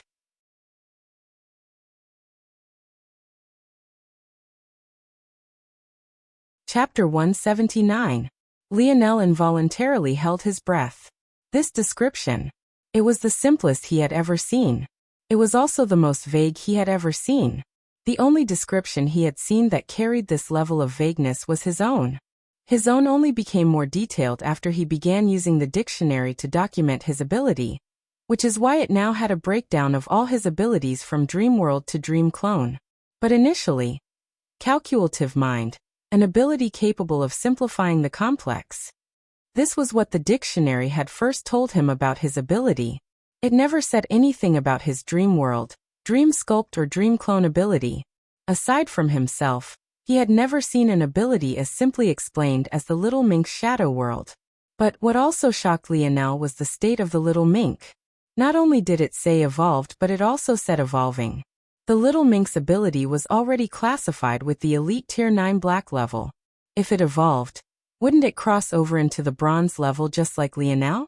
Lionel took a deep breath to steady his beating heart. Unlike him, the little mink's ability seemed exceptional for combat. Lionel couldn't even touch it despite the fact it was sleeping right in front of him. How was it even possible to do anything to this little guy? Just with this ability alone, the little mink was untouchable in fourth-dimensional worlds. Only under the suppression of a fifth-dimensional world would its ability begin to show some weaknesses. But considering it was currently evolving into the bronze tiers, it seemed that this wouldn't be true for long. Lionel decided to leave his darts in place. He didn't dare to approach the little mink too closely anymore. But he also knew that it was simply impossible for them to just leave now. Their success would decide the life and death of tens of people. How long will it take this little thing to finish evolving? Lionel asked. Ping. Replying to seed 3:21:51:05 3 days, 21 hours, 51 minutes and 5 seconds. Hopefully that's enough. Lionel chose to go with the assumption that the little mink would stay asleep for as long as it was evolving. In that case, maybe they would have enough time to help the force crystal mine mature. Let's hurry, Lionel said, receiving the agreement of the others. The four youths turned their attention toward the raging tempest of white, gushing force toward the center of the wide space. The mine was over a kilometer in width and length. Of that space, the geyser took up barely 20 meters of width. But its presence was imposing. It was an odd feeling. Unlike geysers of water, this force eruption hadn't made a single sound after its initial burst. It bore a hole through the network of tunnels above it, and remained completely silent. Even to the point the youths could easily chat. All right, roaring black lion, you'll have to protect flowing wind. You all know what to do, right? The youths nodded. Thunderous Clap had a force cultivating technique, and had formed 4 nodes. So his ability to keep up his force skin was relatively better. But Flowing Wind had yet to do so for whatever reason. So she needed the protection of Roaring Black Lion. This was definitely a testament to how great her ability was. We just pour our force strengthening deviations in, right? Sounds simple enough. Flowing Wind mumbled. But it was clear that she wasn't very confident. Stealing their wills, the youths moved forward, approaching the geyser of white from different angles. The moment they crossed the barrier, they realized that things were completely out of their expectations. Let alone the towering danger they expected. It almost felt as though they were walking through a spray of sparkling water on the hottest of summer days. However, instead of making him feel more relaxed, Lionel's heart clenched as he pushed his way toward the core. Though he disparaged the dictionary sometimes, how could he not trust something his father had left for him? His father was the one person who he trusted with his everything. Even if the things he left behind would sometimes tease him in unexpected ways, they wouldn't ever truly put him in danger. Since his father's dictionary put so much emphasis on how dangerous force eruptions were, how could Lionel ever take them lightly? The fact things seemed so calm, and even relaxing, made his hair stand on end. They say that there were forms of death where one would feel incomparably relaxed near the end. Some said that there was no better euphoria than drowning. Something about this force eruption reminded Lionel of such things. Soon, Lionel had made it to the force crystal core. Without a better descriptor, he could only say that it was beautiful. It was the most perfect sphere Lionel had ever seen. It stood amidst an array of force crystals that looked like the petals of a blooming flower. Despite the fact it was the cause of such a shocking event, it was completely still. It was almost impossible to tell that it was the source of all of this at all. It radiated an assortment of colors, shimmering a resplendent rainbow. However, if one looked closely, it was possible to see golden lines being slowly drawn just beneath its surface. These lines seemed to exude an ancient mystery, and were even somewhat more resplendent than even the rainbow colors of the Force crystal core. If it wasn't hidden beneath the core's surface, it would definitely easily outshine its radiance. Those must be the natural Force arts. Lionel looked up to see 3 pairs of eyes looking toward him solemnly. It seemed that they felt this matter shouldn't be so simple either. Lionel narrowed his eyes and took a step forward, lightly touching the core with a finger. Immediately, his expression changed as he quickly retracted his hand. But it was still too late. The Force skin protecting his hand burst. Soon after it, the skin on his left hand splintered and shattered into a rain of blood. Even the bones of his fingers were visible to see. Lionel's Force quickly surged, pushing the torrent of Force rampaging around within him out with brute force. By the time his heart settled down, and he looked toward the Force crystal core with a solemn expression, all he could feel was a spine-tingling pain from his hand.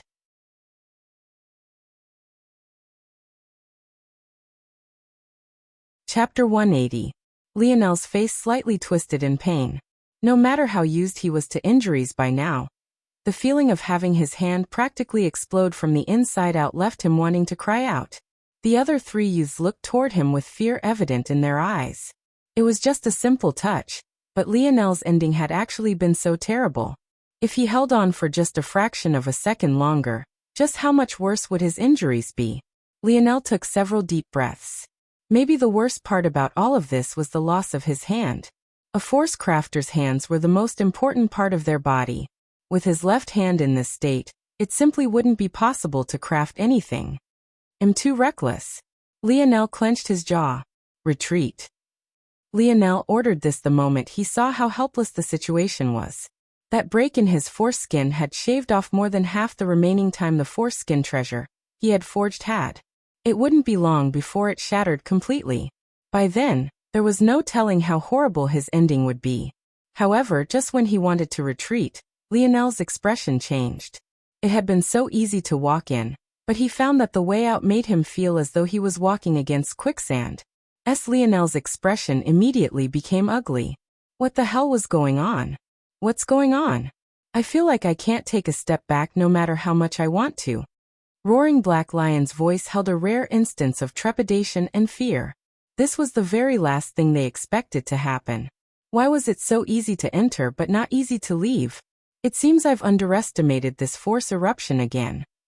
Lionel smiled bitterly. There were all sorts of natural traps in the world, even before the metamorphosis.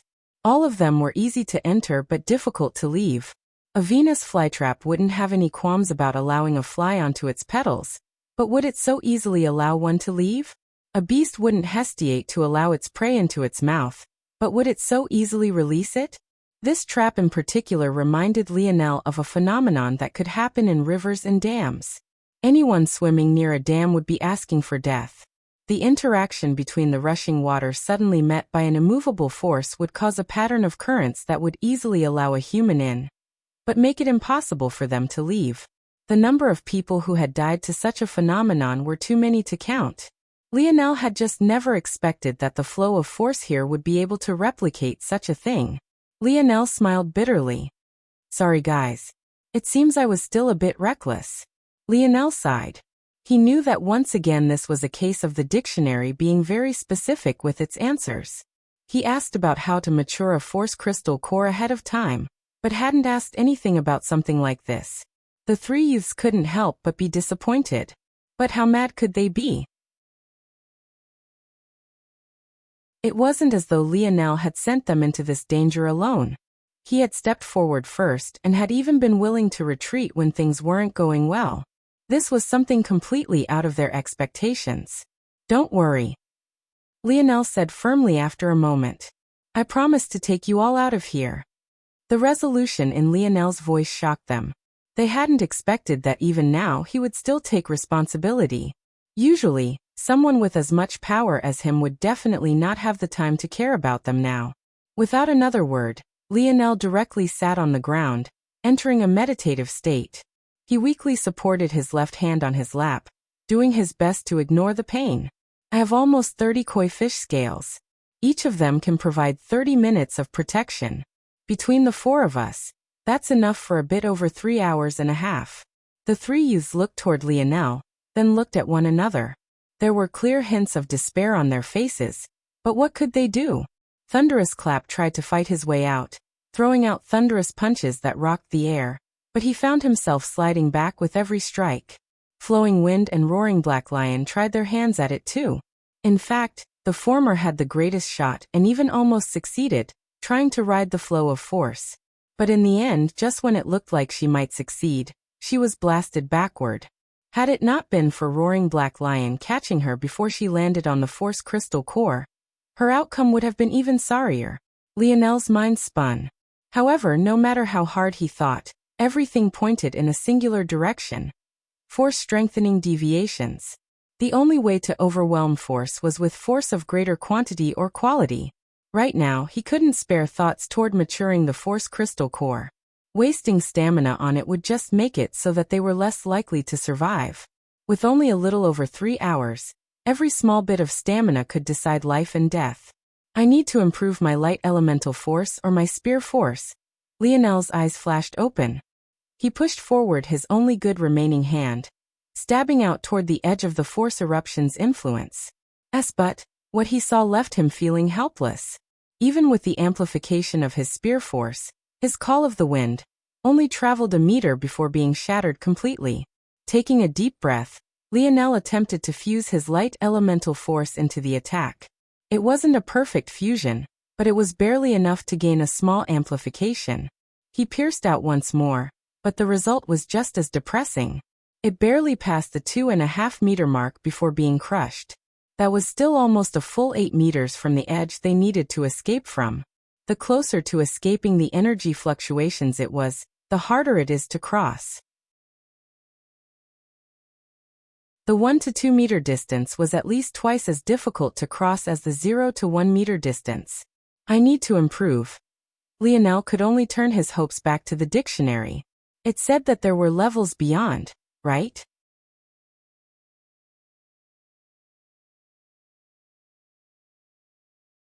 Chapter 181.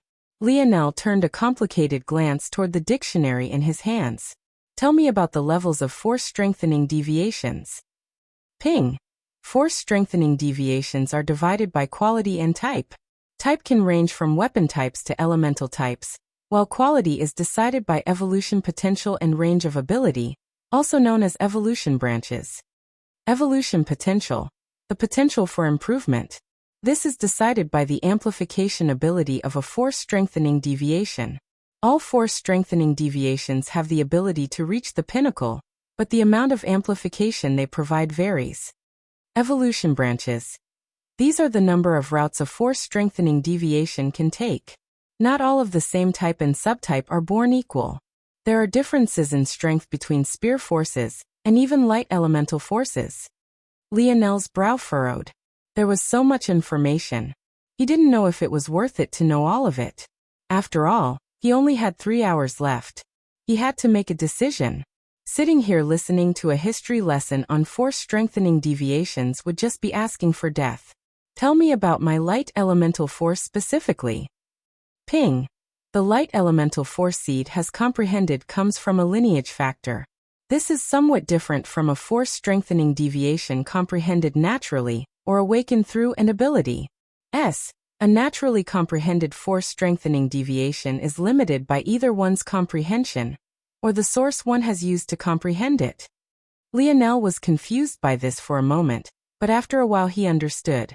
By source, the dictionary was referring to natural sources of force-strengthening deviations. For example, if one found a battleground and there were many spear force scars along the ground, it would be possible to comprehend spear force from them. But one would be limited by the expertise of the expert that carved the scars in the first place. Of course, one could also naturally comprehend spear force on their own, much like Hutch comprehended blade force. In that case, it was on one's own shoulders to improve and evolve one's spear force. A force-strengthening deviation awakened through an ability would be limited by the evolution stage of one's ability. But Seed's force-strengthening deviation is limited by the lineage factors of your lineage factor. The origin of Seed's light elemental force is the Snowy Star Owl lineage factor. Lionel's heart suddenly skipped a beat. Time dilated, and he could feel that his breathing had slowed to a crawl. In that moment, his eyes became dim as though he had been trapped in an illusion. In the beginning, all he saw was darkness. But after a while he could faintly see a small dot in the distance that radiated a bright light.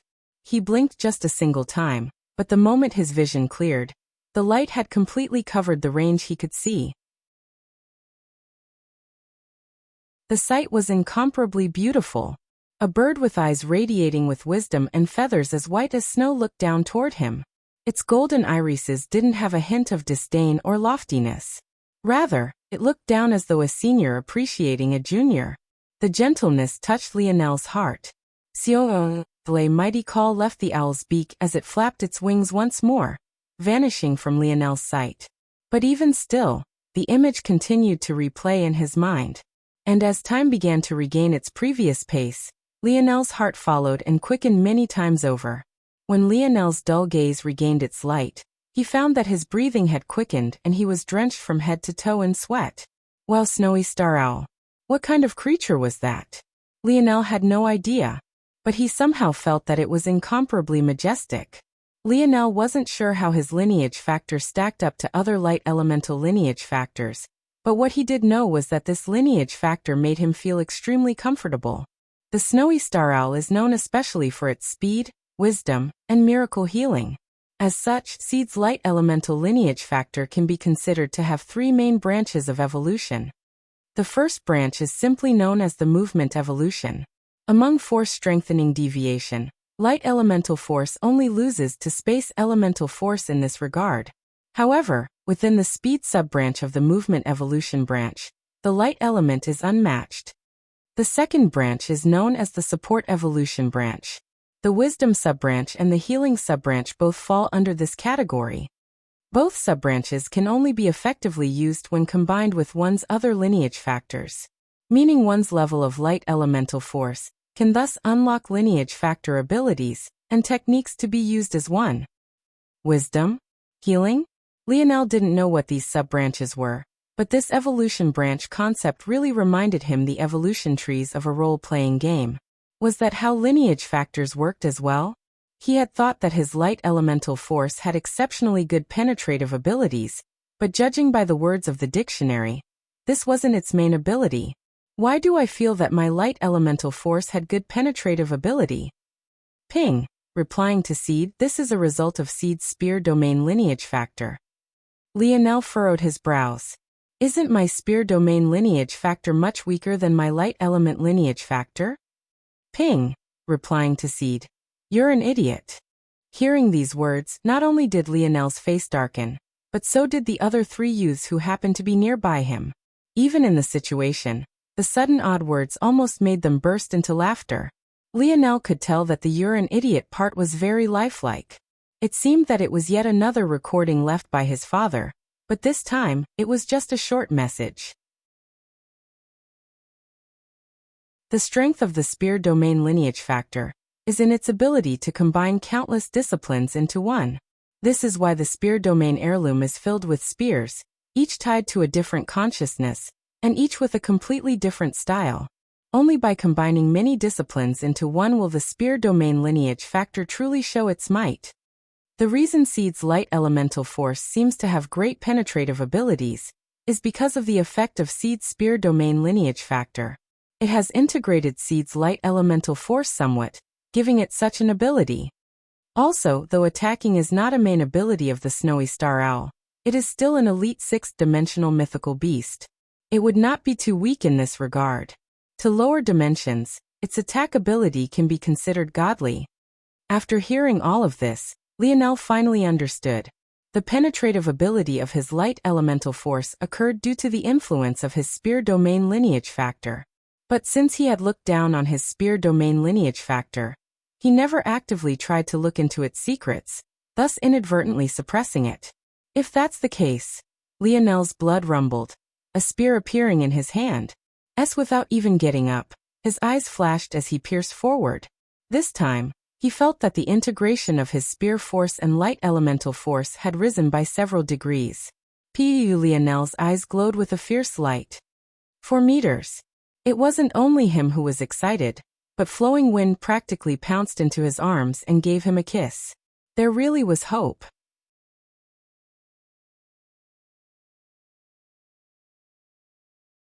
Chapter 182. After the initial bout of excitement, Lionel immediately calmed himself. What was there to be proud about? He had only touched 4 meters, there were still 6 more to go. And it had now become even more obvious to him that the difficulty of crossing that distance doubled with every meter he passed. The fact he had directly jumped from 2.5 meters to 4 was a testament to just how great his spear domain lineage factor was, but that was all. Was it even possible to improve enough to cross the remaining distance? The other youths seemed to realize this as well. So their smiling expressions soon faded. Handsome, hurry up and improve some more. I'm too young and beautiful to die. Flowing Wind said this as though joking around, but there was a well-hidden fear in her tone. It wasn't something that Lionel would miss. Lionel took a deep breath. You 3 enter my spatial treasure. It should buy us more time. Lionel wasn't confident in the segmented cube's defensive ability. This wasn't because he was doubting its peak prowess, but rather because it was still in Phase 1. In Phase 1, it was essentially still limited to third-dimensional abilities. So, it was impossible for its abilities to be too grand. However, if these 3 youths entered the segmented cube, and he placed it in his spatial bracelet, then he only needed to activate 1 foreskin to protect them all. Like this, his less than 4-hour time limit would be over 13 hours. The 3 youths looked at each other and nodded. Here, they were only a burden to Lionel. It would be good if they could help in some way. Lionel sighed a breath of relief, and took out the segmented cube. He found that it was frenziedly absorbing the force in the surroundings. At this pace, it might only be a few days before it could accumulate enough to evolve into Phase 2. But Lionel obviously didn't have this long to wait. Just when Lionel was about to allow the youths in, he suddenly made a pleasant discovery. The segmented cube can't leave this place, but it's still a natural force barrier. Lionel's eyes glowed with excitement. He hadn't put too much hope in the segmented cube. In fact, he had covered it with his foreskin when he pulled it out just now. But what he never expected was that it would actually be capable of forcefully absorbing any force he gave it. It can take volatile force, absorb it, and make it docile. In that case, didn't that mean that Lionel's time limit wasn't limited to 13 or so hours anymore? Lionel grinned as the 3 youths looked toward him in confusion. It seems we don't need to die here today. Before the 3 could ask Lionel what he meant, the segmented cube expanded and enveloped the 3 of them. On the outside, the segmented cube expanded to a 10-meter diameter, hovering in the air above the force crystal core. It shuddered and trembled, bouncing back and forth between the 2 opposing edges of the force geyser, but it eventually managed to reach an equilibrium.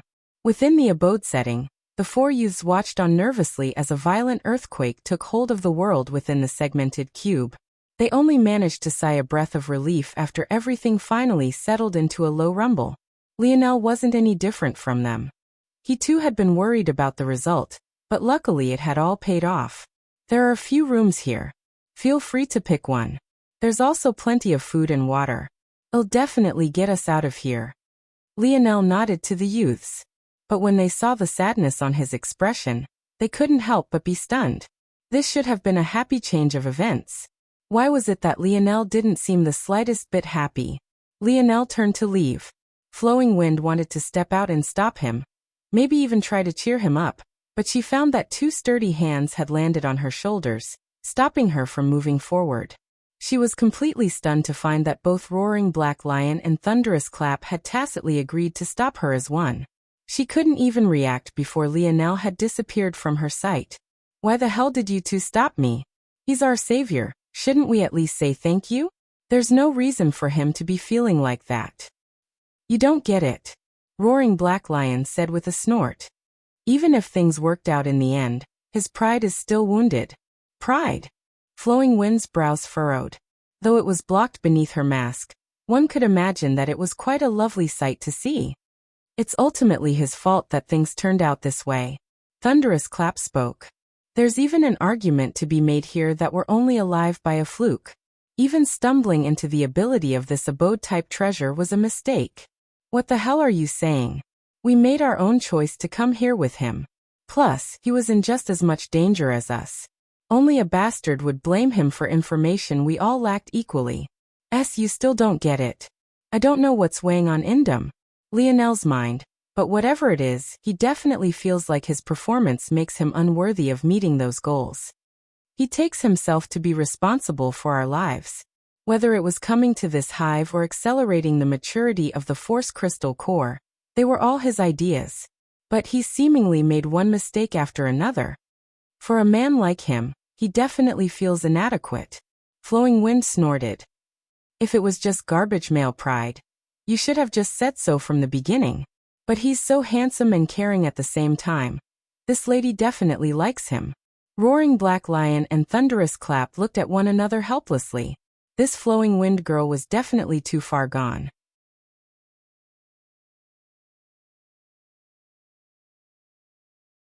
Chapter 183. Lionel sat on a chair in the lab setting, staring out blankly into space. In truth, in the beginning, even he wasn't fully aware of why he was feeling like this. It could even be said that Thunderous Clap and Roaring Black Lion understood before even he had. It could only be said that the objectivity of a third party was great. He had come here with every intention of instantly getting to work, diving into training until he could barge his way out. But, instead of doing any of that, he found himself frozen in time. After a long while he finally understood the emotion he was feeling. Shame. He had made too many mistakes. Initially, he kept brushing them off as though they were nothing more than jokes. But it seemed that as time passed, the mistakes he made continued to have more and more serious consequences. It came to the point where even though this most recent mistake of his had no real consequences yet, he simply couldn't put up with himself anymore. What truly baffled him was that he wasn't immediately certain of how to fix this. Wasn't it only natural that someone as young and uninformed as him make so many mistakes? But the more Lionel thought about it, the more he felt that this excuse was exactly that, an excuse. In a world like this, who cared if he needed time to mature? Would the Spider King's venom wait for him? Would the Force Crystal core let him go on account of his youth? Would Simeon leave him be until he matured? The answer to all of this was obviously no. No one owed him such a thing. Compared to others, how much better was his starting position? Whether it was his talent, the treasures his father left for him, or the lineage factor his mother left for him, how many times luckier was he than another? As to this day, he still had no idea how well his teammates were doing. Did James fall out with them after being snubbed by him? What about Yuri? She was one of Aina's only two friends. How was she doing with them? Was she okay? Compared to these people, wasn't he considered to be lucky? Was this what those psychologists deemed as survivor's guilt? Maybe that was exactly what it was. Lionel felt undeserving. He made so many life-altering mistakes, yet managed to survive every time by the skin of his teeth. Sometimes it might be due to his own wit, but how many more times had it just been luck? Memories were constantly pulled up from the depths of Lionel's mind, each one striking a chord with him. When he first exited the Mayan tomb and Aina killed Conrad with a single strike. During their journey to the fort, he had even had thoughts of being unwilling to live anymore.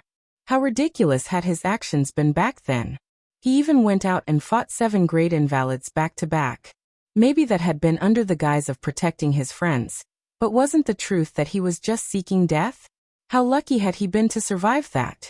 Did he even deserve to survive that? His abilities back then couldn't even compare to the current him. A single grade threat was more than enough to threaten his life. Then there was the time within the Joan of Arc zone. Due to his own selfishness, he forced both him and Aina into a corner. Instead of waiting until both armies had whittled their strength down, he stupidly charged in. Back then, without a word, Aina had still chosen to follow him. But had he not found Joan's weakness at the last minute, wouldn't they have both died? How lucky had he been to survive that? How could he even think of blaming Aina for lying to him about the entry quota when he, himself, was so selfish? Then there was the battle at the Royal Blue Fort. He had foolishly traveled back to the fort, thinking that everything would be over as long as he made his way back. But that ended up in Aina almost dying, and now she was in a world he knew next to nothing about. Who knew what kind of hardships she was undergoing now? How lucky had he been to survive that? If he hadn't been so naive, wouldn't Aina still be by his side right now? Lionel continued to blankly stare at the wall, his heartbeat slowing to eerie speeds. What a joke. Even with Aina by his side right now, would he even be capable of protecting her? Here he was again. Another stupid mistake. He was suffering here because of his own foolishness, his own naivete. How lucky had he been to survive this? He could have avoided it. Had he just been more cautious, had he just asked more questions, had he just not gotten ahead of himself. This all ultimately stemmed from his own personality. Nothing ever entered his sights, nothing ever caught his attention. The only exception to this was Aina, and other than knowing that he appreciated her demeanor, Lionel couldn't quite explain his infatuation either. He only knew it existed. But what right did he have to have such a disposition if those things he always put beneath his notice always became roadblocks he could only rely on luck to surpass? What right did he have to be arrogant? His father always said the two most important things in life were respect and persistence. But had he ever truly engraved these words into his heart? Or had he only ever taken them perfunctorily? How could he claim to have respect and persistence in all things if he was constantly placing himself above everything? Lionel suddenly thought of the kind eyes of the snowy star owl. Such a beautiful, majestic creature. To it, he was nothing more than an ant. Yet, it looked toward him with such fondness and love. Never again. Lionel's heart thrummed. He didn't mean that he would never make a mistake again. If he dared to think such a thing, wouldn't he have learned nothing? This would just be the same conceit packaged in a different way. Rather, he was acknowledging that his character needed to be tempered. This feeling of shame, he didn't want to feel it again. Wang. A bright golden glow shot from Lionel's eyes. He inadvertently sunk into a state of contemplation. He was so lost in his own thoughts that he didn't even notice his spirit improving by leaps and bounds.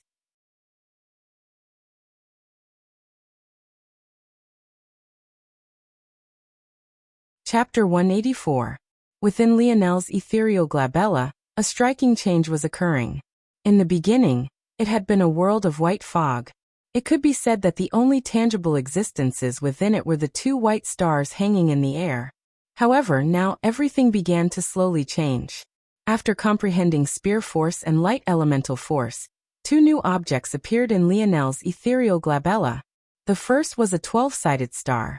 It was very small, barely being about a foot in diameter, but it glowed with a resplendent light. The second was a transparent spear soul. It had a fuzzy body one had to squint to make out, and its blade seemed very dull. But it still gave off a bit of the sharpness one would expect from a spear. At that moment, however, a violent trembling took hold of the world. First, the 12-sided star began to vibrate. With each tremor, it grew a fold in size. After several moments, its size even dwarfed the round white stars in the sky to the point that they even began to orbit about it. Wang, wang, wang. The moment that transformation was complete, the white fog of the realm began to recede. No, it was inaccurate to say that it was receding and far better to say that it was being compressed. The more the fog was compressed, the less white it seemed and the more golden it became. It wasn't just the white fog itself, but even the stars of the dimensional cleanse technique seemed to be gaining tinges of gold along their fiery surfaces. Spirit 232 is Spirit, 300 Spirit, 389 Spirit, 523 Lionel's spirit didn't stop growing until it rammed up against the 600 barrier, stopping just shy of it at 598. One had to remember that Lionel's stats had always been arbitrary. For example, he always set his force stat at 0. 10 per force node he had, then stat out everyone else accordingly. His physical stats were somewhat less arbitrary, but still only based on estimations. However, his spirit stat was just like his force stat and completely based on his own prowess. As a result of this, a number like 598 was hard to put into perspective. However, due to his sudden awakening, Lionel had gained memories that seemed to both have always been his, yet were somehow new at the same time. Thanks to this, he came to understand something. Spirit between 0, 1 and 3, 0 could be considered to be within the fourth dimensional realms. Having just 0, 1 and even 0, 1 was enough to represent the awakening of internal sight. Anyone who could do this was able to cultivate a force node creation technique. So what did this mean? Spirit between 3, 1 and 6, 0 could be considered to be within the fifth dimension. The numbers weren't pretty since Lionel had formulated the system on his own. But this was already enough to shock one completely. Lionel still couldn't be considered to have formed a fourth dimensional body yet. He would need to perfect the part of dimensional cleanse he had first before he could do that. Yet, despite this, his spirit had already crossed into the fifth dimension, and even seemed a hair's breadth from the sixth. It was simply inconceivable. Spirit wasn't like physical stats. Those kind of stats would need a massive increase before undergoing a qualitative change. But spirit was so hard to gain in the first place. Lionel had never even met a person aside from himself that was even close to the 1-0-0 barrier, let alone approaching the 6-0-0 barrier like him. The difference was too striking. Lionel's eyes flashed open, a beam shooting out from within them against his will. It was a long while before his eyes dimmed from a bright green back down to its usual pale ivory color. A slow breath left his lips. His mind felt so fresh and clear. Yet he didn't have the self-satisfied attitude one would expect. He knew well that this improvement was all in thanks to a lineage factor he didn't earn himself. What use was there in being proud? He had made such a big show of wanting to comprehend his lineage factors on his own. But hadn't he relied on his talent in the end anyway? But the current Lionel wasn't the same Lionel of the past. He wouldn't allow such things to hold him back. He wouldn't completely rely on his talent. But there was no need to directly ignore it either. There was no need for him to be hypocrite, on one hand ignoring the God-given gifts he had been handed, and on the other, still relying on them to escape dangerous situations by a hair. He didn't want to be that kind of person. What stage is my ability at now? Lionel asked. Ping. Evolution stage. Elite Tier 9 Bronze. Lionel sucked in a cold breath. It seemed his conjecture was correct. His ability and his spirit work in a feedback loop. If he could use dimensional cleanse to nurture his ability and by extension raise his spirit, then raising his spirit should by extension increase his ability's cap. Lionel's aura blossomed with confidence. However, this wasn't a confidence born of arrogance, but rather a confidence born of ability. A striking difference to the version of himself just a day ago. As Lionel looked toward his injured left hand. He had just unlocked the first wisdom branch of his snowy star owl lineage factor. It was known as Northern 12 Stars according to the memories that had appeared in his mind.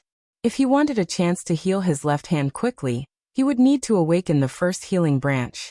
However, after a moment of thought, he directly decided against this. His mind seemed to be working on a different gear entirely. He immediately thought of several possible solutions and disregarded all but the best.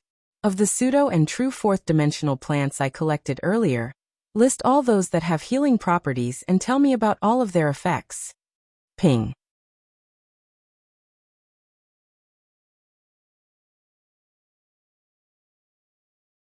Chapter 185. At that moment, within the southern lookout, Old Hutch could actually be found within his office. Or more accurately, the office he had snatched from the previous Supreme. Though he was here, it seemed he was only so physically.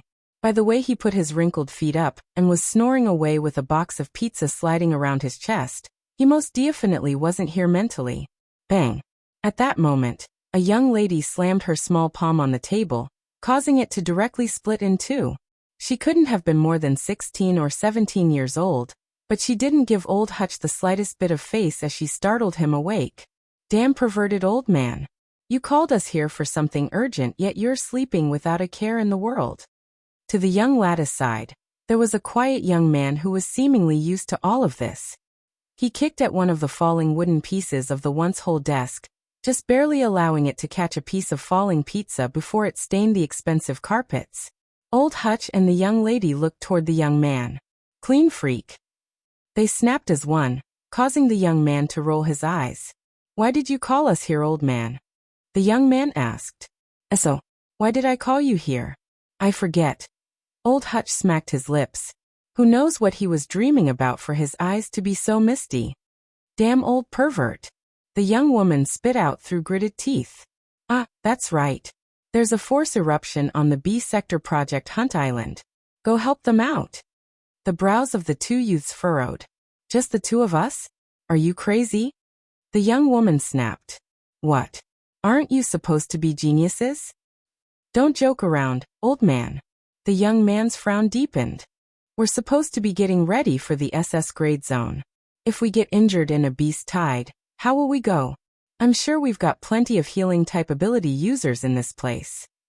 Old Hutch said lazily. Judging by the look of the young man and woman, they wanted nothing more than to tear old Hutch apart. But they knew they weren't a match for this old man. Causing him to lose a small bit of face every so often was the best they could do. Fine. Things aren't so simple as they seem. I received an intelligence report a while ago that the Brazinger clan is involved. Weeks ago? And you still let those kids go? This time, it was the young man and old Hutch's turn to look at the young lady weirdly. Her 18th birthday was still a couple months away. Many of those kids she was talking about were older than she was. The young lady, though, didn't seem to notice their weird gazes and kept glaring at old Hutch. They needed to be tempered a bit. Old Hutch said with a yawn. Plus, I thought it would be a while more until the force eruption occurred. Those Brazinger family brats probably got caught off guard as well, or else they wouldn't have come either. Fine. But that still doesn't explain why you're only sending the two of us. Those hidden families like to find excuses to bend the rules all the time. If I send someone better, they'll move in under the guise of protecting their young brats, then directly take whatever it is they want. This force crystal mine is too good to give to them. Seeing that the two were still frowning, old Hutch got up and patted their shoulders with a grin on his face. You two don't have much of a choice. The expressions of the two darkened. While you're out there, look out for a brat who goes by Lionel. You three should probably work together to get out of there. Off you go. The two youths looked at each other. That Project Hunt Island was one of the weaker ones. It could only be considered somewhat special due to the fact it had a force crystal mine. But since the Slayer Legion was waiting for it to mature, they still hadn't touched it. As for them, they obviously went to Project Hunt Islands with greater challenges. They felt no need to waste time on this island. But this said they weren't blindly arrogant. If they were, why would they feel so apprehensive about going to an island with an ongoing force eruption? They knew exactly how dangerous such a thing would be. If they blindly went, they'd be asking for death. Of course, this didn't mean they weren't confident. They both believed that if they were cautious, no harm would come to them. It was just that it would be impossible to save the 80 or so youths that went with just the two of them alone. This was all to say that they were a bit baffled that old Hutch would be talking about this Lionel, as though he was their equal. If he was, wouldn't he be rubbing elbows with them? Why would he be over there? Don't underestimate that kid. He's quite arrogant and awake in light elemental force. The two youths finally raised an eyebrow in curiosity. Light elemental force? That was exceptionally rare. At least, there was no one in their Slayer Legion with such an ability. From what they knew, there was only that person currently in the capital with it. Either way, you'll be entering the SS grade zone with that brat soon. So, you might as well get used to teaming up. This time old Hutch didn't play any games. If this was just a normal encounter, he might have tricked these two into hating Lionel first. But at a time like this, even he couldn't be careless. It would really be a pity if those youths all died. But there was something even more important to grasp from this. Old Hutch was still willing to risk these lives just so that the Brazinger clan wouldn't have an excuse to claim the Force Crystal Mine. Young Lord, we've completely lost track of Jian and Quinn. Should we check the tunnels they were assigned? Simeon's brow furrowed deeply. If they wasted time doing this, they would lose at least a few more days. But What if they didn't and the reason the two disappeared or died was as a result of encountering the force eruption? In that case, wouldn't they be missing out?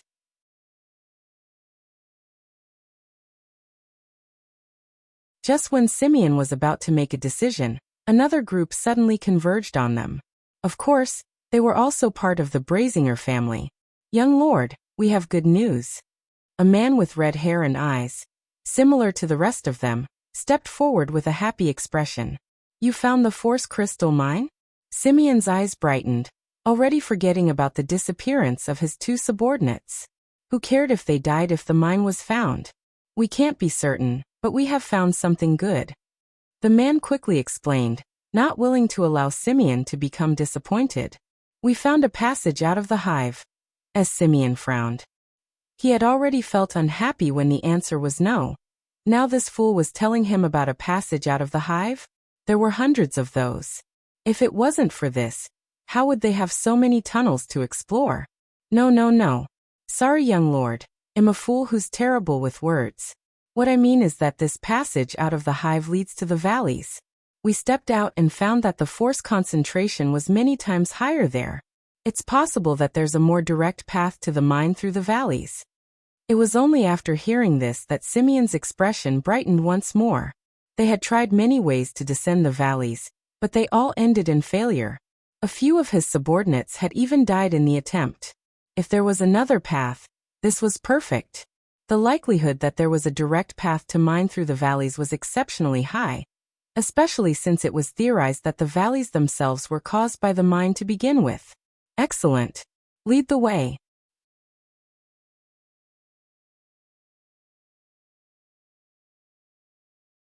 Chapter 186. Lionel looked at his left hand, flexing it slowly and testing each of his fingers one by one. "It's a little weaker than it has been in the past. It will probably take me a few weeks to recover completely back to the advanced Grade 1 designation. For now, it'll have to do with Grade 1 designation." There had been plants among the few Lionel took out that could return him back to the advanced Grade 1 designation immediately, but they all had lingering side effects. The only way to perfectly recover so quickly, in the case of such low-level herbs anyway, was by drawing on his life force. But this was a path with many lingering problems. The herb Lionel chose was actually a pseudo-fourth-dimensional healing type herb, known as three-vein mending weed. It was quite a common healing herb, and was perfect for a body still within the third dimension like Lionel's. If he wanted to heal the same injury while he had a fourth-dimensional body, it would take a much stronger herb like four-vein mending weed. Instead of overdrawing his life force, mending weed used its natural force art to nurture flesh wounds and supplement their healing. These natural force arts were drawn directly from the veins that were within their namesake. Their healing abilities were less exaggerated, but due to their way of doing things, the lingering issues were much more acceptable. "I have to be careful," Lionel thought seriously. Wounds like his could have easily crippled him for life. Without godly medicine, one's path to grow stronger could easily be completely impeded by a single severe injury. Luckily, the Lionel of now felt that he was far steadier than he had been in the past. Though it couldn't be said that he had completely changed, he at least felt that he was on the right path now. He hopefully wouldn't make such rash decisions again. "I still can't believe it took me 2 days to complete a dream sculpt of the three-vein mending weed." When Lionel learned the secrets of the mending weed, he had been very interested in its natural force arts. But he could have never expected that even with the evolution of his ability, and the fact his spirit had entered the peak of the fifth dimension, that it would still take him so long to perfectly copy it. One had to remember that it only took him about a day to dream sculpt Joan's flagpole. That treasure could only be counted as being within the third dimension, but Lionel's spirit was just at the beginning stages of the fourth dimension back then. But now, his soul was in the fifth dimension and this three-vein mending weed was in the third, but it still took him 2 days. This experience taught Lionel something very important. Natural force arts were not a joke. If he really thought it would be so simple to speed up the maturation of the force crystal core, he was sorely mistaken. Toward such a conclusion, Lionel could only smile bitterly. Just how naive had he been? He struggled so much to etch a third-dimensional natural force art into his memories, But the force crystal core was now trying to complete a fourth-dimensional natural force art. How could these things even be compared? I need more strength. Lionel no longer felt the need to rush. He would go at his own pace. Rushing everything and being headstrong was how he constantly got into trouble. He knew that the little mink would wake up just one more day and a bit. He also knew that it was very likely Simeon might find the force crystal mine any time now. But if he was always rashly doing things, wouldn't he just be rushing himself to death? Only by being steady in his every step and earning his conceit and arrogance would he be able to safely weather this storm. Even though this was Lionel's new mind state, he wouldn't just waste 2 days as he had just done without reason. Everything needed to be done in moderation. The reason he saw fit to waste these 2 days was precisely so that he could have a better understanding of what he was facing. Now he was aware of just how domineering natural force arts were. By his estimation, compared to force arts created by humans, they were a dimensional tier higher. In that case, Lionel knew that what he needed to do now was grow more powerful. So what should I do? Form my force nodes? Or comprehend my metal synergy lineage factor? After a moment of calculation, Lionel landed on the second option. His thoughts now were incomparably quick. Compared to before, he could complete the same train of thought that might have taken him an hour before in just a few moments. Lionel sunk into a state of contemplation. Compared to the past, his ability to see through his lineage factors with the help of his soul force was several levels more potent. It wasn't long before he sensed the last dormant lineage factor within his blood. Before, it was only a vague feeling he had to meditate on for several days. But now he could practically see their visualizations. It looked like several shackles binding tightly to his blood vessels. Lionel could see it all, as though several small and intricate natural force arts were floating around his body. He could easily follow them all. It was as though he had shrunk and entered his body, following the paths his blood flowed through. Lionel got lost in the feeling. He had almost completely forgotten that he was here to unlock these shackles, not observe them. But his body felt like a universe unto itself. Its depth and complexity seemed to be no less. It was mesmerizing. Before Lionel realized what was happening, he had followed his blood into his kidneys, passively observing as the crimson liquid went through a cycle of purification. No, it couldn't be said to be crimson. His blood seemed to carry a tinge of holiness from his snowy star owl lineage factor. The cycle of purification left Lionel in another daze. The human body really was a beautiful thing. Everything worked together like a well-oiled machine. Suddenly, Lionel startled awake as though his mind had been struck by lightning. My kidneys. Lionel understood why he had never been able to find his 9th node. It was because his 9th was actually his 9th and 10th.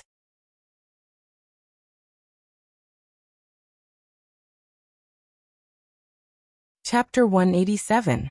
Lionel's breathing quickened slightly. He was absolutely certain. If he managed to form a 9th and 10th node, one for each of his kidneys, the compatibility with his body would reach 100%. Not only that, but the benefits would be immeasurable. If he formed force nodes in his brain, spine, heart, lungs, and kidneys, his control over his body would reach an unprecedented degree. Not only that, but if he controlled the purification process of his blood through his force, wouldn't his ability to comprehend his lineage factors become that much more potent? After a while, Lionel calmed himself. The difficulty of forming a 10th node was an unknown entity to Lionel. He still knew too little. He didn't even know if such a thing was possible. All he did know was that there was a limit to the number of force nodes a body could contain. 9 was the theoretical limit. At the same time, though, was this really an infallible rule? Wasn't the limit of force nodes decided due to how much force one could handle? But didn't some people have larger force nodes in comparison to others? In that case, were all force nodes really created equal? Lionel's force nodes were constructed with 100 cells. Most people could only form force nodes with 1 or a couple cells at most. In that case, didn't Lionel form their equivalent of dozens of force nodes? In the end, Lionel shook his head. Even though this seemed like sound logic on the surface, he wouldn't act on it just yet. He would definitely hound the dictionary with more questions, but now wasn't the time. It would take time to research whether his plan was feasible. but unlocking his metal synergy lineage factor could be done now. Wang's Lionel's aura suddenly became incomparably heavy. Even the chair beneath him snapped and crumbled, causing him to fall heavily to the ground. But he was so focused in his state of meditation that he didn't even notice. His dirty blonde hair began to whip about wildly, flashing with a bright bronze color before dimming once more, only to shimmer with it once again. Lionel could see it clearly. The opening of his metal synergy bloodline, compared to his snowy star owl and spear domain lineage factors, was much more involved. He could see it before him now. Within his blood, there were 5 massive gates. However, compared to the first, the next 4 were too far away.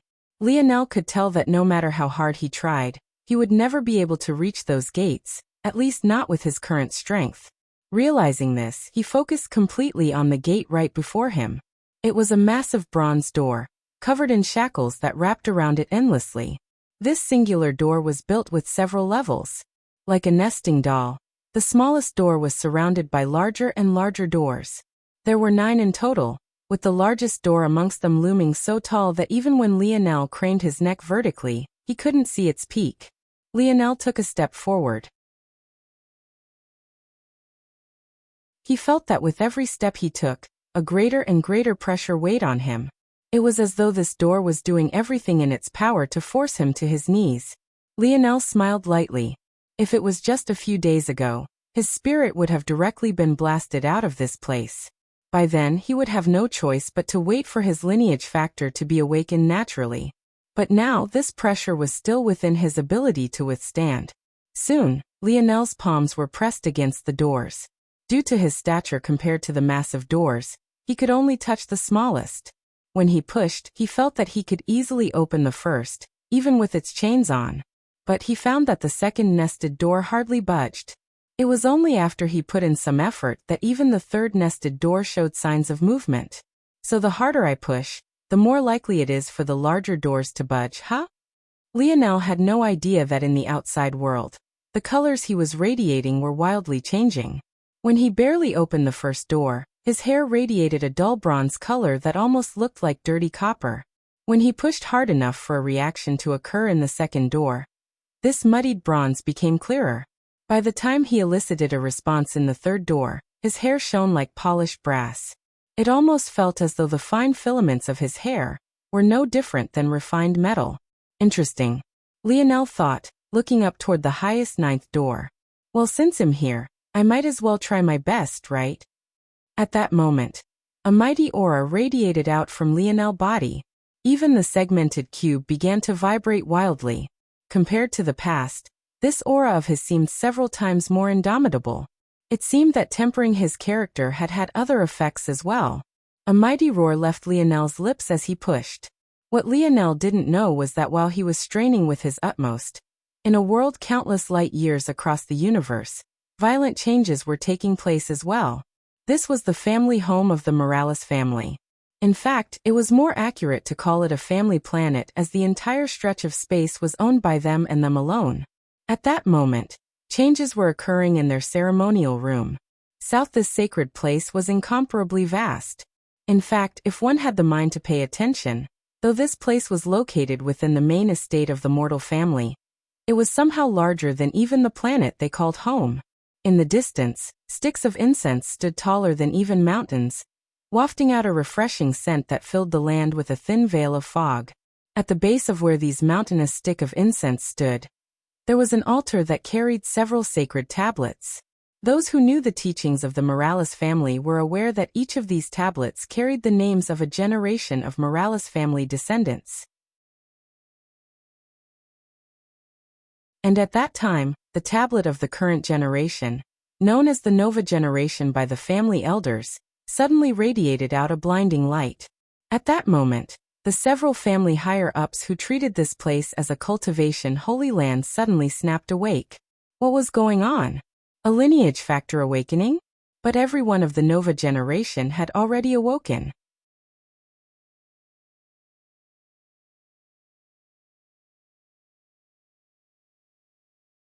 Chapter 188. The elders of the Morales family were left speechless. But they all suddenly thought of a possibility. Their gazes met across hundreds of miles. It seemed that even though each was kneeling on a prayer mat all to their own, without a single sign of life even tens of miles around them, it was as though they were right next to each other. A double awakening. Their Morales family was split into two factions. But the history between these two halves of the family was long and tumultuous. In the past, the Morales family also had two halves. However, back then, what divided them was the awakening of the metal synergy lineage factor. The awakening of this bloodline split the family into elites and commoners. Those who awakened it could enter the main branch, while those who failed could only lead the sub-branches of the family. However, this status quo didn't remain like this. Many generations ago, a second lineage factor was birthed within their bloodline. This created not one main branch, but two main branches of the family. Back then, this had been completely astonishing. The rarity of a dual lineage factor clan was unimaginable. And it was precisely this awakening that allowed the Morales clan to surge up from the middle ranges of the seventh dimension to the absolute peak. Still, though the Morales family faced the world as one, there were inevitably disputes between the two factions. The complexities and intricacies of these disputes didn't need to be touched upon for now, but what was important to understand was the difficulty in awakening these two bloodlines. The spear domain lineage factor was the weakest upon awakening. Though it had great potential for growth, it could also very easily remain weak to the point where even some sixth and even fifth dimensional lineage factors could suppress it. As a result of this, there were comparatively more who touched upon the spear domain lineage factor, and their starting points were all the same. There was no distinguishing these bloodlines until they were given adequate time to grow. Only then would it be possible to understand whose was stronger. But the metal synergy lineage factor was different. Not only was it far more difficult to awaken, it had a far more robust hierarchy system attached to it. One can imagine how this might cause problems. On the one hand, the spear domain lineage factor had amazing growth potential and a high population of evolvers within the Morales clan. On the other, the metal synergy lineage factor was much rarer and comparatively more powerful at the outset. Those who initially grasped the spear domain lineage factor were branch family members who were dissatisfied with their position beneath the main branch, while many of the metal synergy branch were purists of the family. After all, much of the accomplishments of the Morales family was in thanks to this lineage factor. With a family suffering such inner strife, the best way to continue to maintain the balance was to have many young leaders who carried both lineage factors. Only that way could animosities of the past be slowly ebbed away, and the family could be forged into a solid steel plate. Knowing this, it was no wonder the elders were so excited. They would have another double awakened youth from the Nova generation. They had already far surpassed the number from the last generation, but who knew they would still receive another? To put this into perspective, the last generation, the Nebula generation, only had 3 such characters. But if this newly awakened youth was added, the Nova generation would have 8. One had to know that the greatest power of the spear domain lineage factor was its ability to aggregate the abilities of its host to form the greatest spear heritage. This meant that anyone who awakened both within the Morales clan was already predestined to be an elite amongst elites. The metal synergy lineage factor was that powerful. The elders excitedly made their way to the altar one after another. But despite their excitement, they didn't lose their sense of propriety. This was a sacred land. They had to maintain due composure and respect. One after another, they performed their bows and kowtows, reverently praising their ancestors before closing in on the altar one by one. Our Morales clan is truly blessed. A crooked-toothed elder grinned wildly, hardly able to hold back his happiness. What do you old fogies think? You think this one will open the 9th door as well? The elders stroked their beards in happiness, not even minding the crooked-toothed elder's comments. If they were old fogies, wasn't he doubly and even triply so? Just look at that ugly yellow grin. He really lost face for all 7th-dimensional entities. It really does seem that all the stars are aligning. In the Nebula generation, only one opened the 9th door on their first try. The others could only open it on a second attempt before moving on to the 5th dimension. Yet we have 7 such youngsters already. The elders laughed heartily. Their expressions were filled with familial warmth. Though the tablet was burning too brightly to see which name it was that was causing the change, to them it didn't matter who it was. Weren't they all part of their Morales family? Ho ho, those are the clear bronze lights of the third door already. Let's see how far this brat goes. At this moment, Lionel had no idea that his actions were being watched. Though it wasn't exactly like that, and they could only be said to be able to see which door he was attacking, he could never imagine that someone else could monitor what he was doing from countless light years away. The means of the seventh dimension were far beyond his comprehension. However, even if he did know, he wasn't in a state to mind. His heart was as still as a lake, his mind as focused as the pierce of a spear. Ha! He roared in his mind as the fourth door began to move. Flickering bronze patterns began to squirm across his forehead. If one looked closely, it would almost look like Lionel had tattooed a resplendent brass crown onto his head.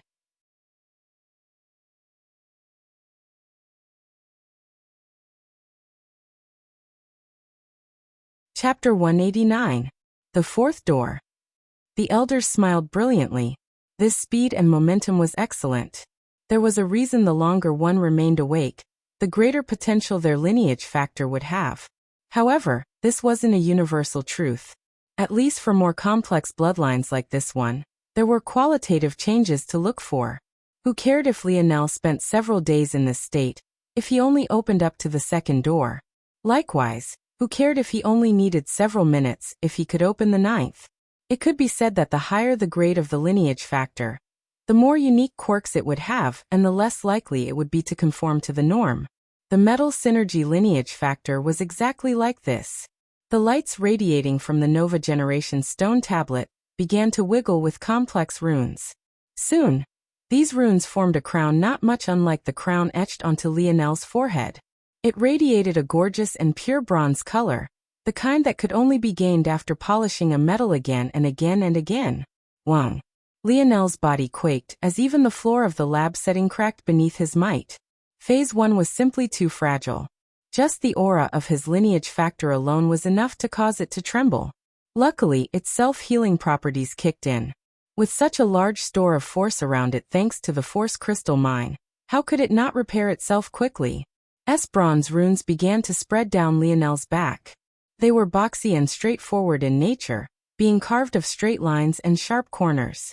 If one looked closely, it was possible to notice that they followed the pattern of Lionel's force nodes, only appearing where they appeared as though drawing a map of his inner body on his skin. The elders were astonished. This little brat only formed 6 nodes? Which elder is guiding him? A ferocious elder's beard whipped about beneath his fierce breath. One could almost mistake him for a bull.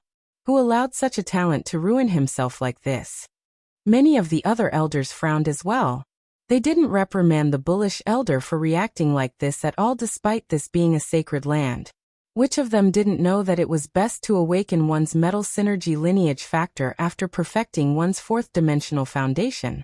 All of the other 7 youths had formed 9 nodes, suppressing the talent of their lineage factor, until they could explode forth with all their momentum.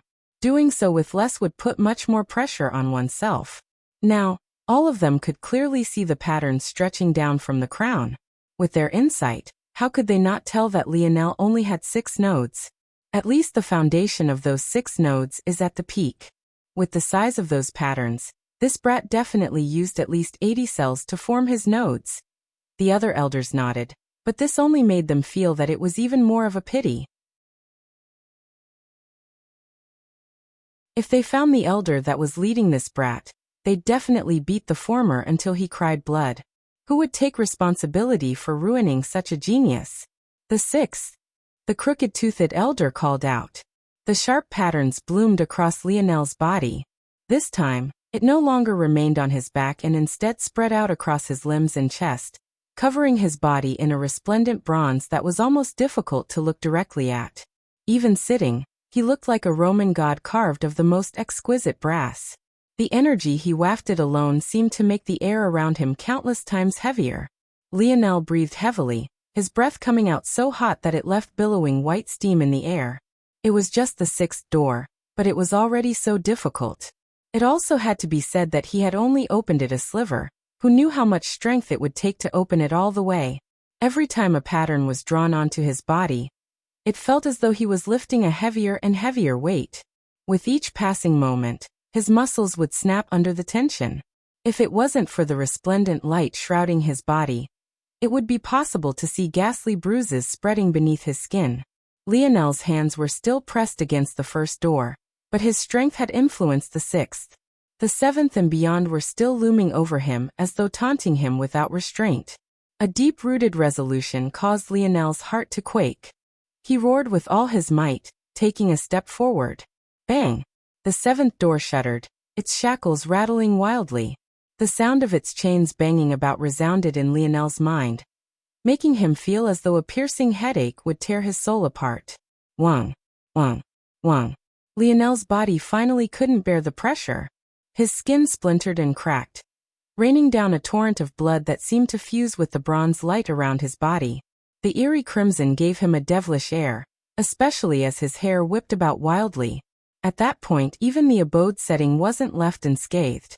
Roaring black lion, flowing wind and thunderous clap could only look at one another with apprehension in their eyes. Could it be that this abode treasure couldn't withstand the force crystal core any longer? Within his bloodline world, Lionel stood leaning against the first doors, his head hung low. His hair covered his features completely, giving him the disheveled appearance of someone at the end of their rope. As his breathing came out ragged and unharmonious, it seemed that he really might not be able to take a single step more. The expressions of the elders dimmed.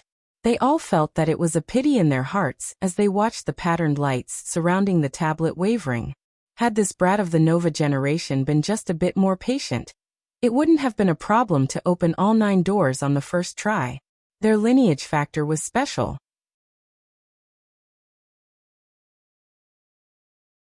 The difficulty of entering their bloodline world would become progressively more difficult with each entry. Likewise, the opening of their lineage factor shackles would also increase in difficulty. This was why it was so important to open as many as one could on the first try. But some bastard had ruined the future of this prodigy.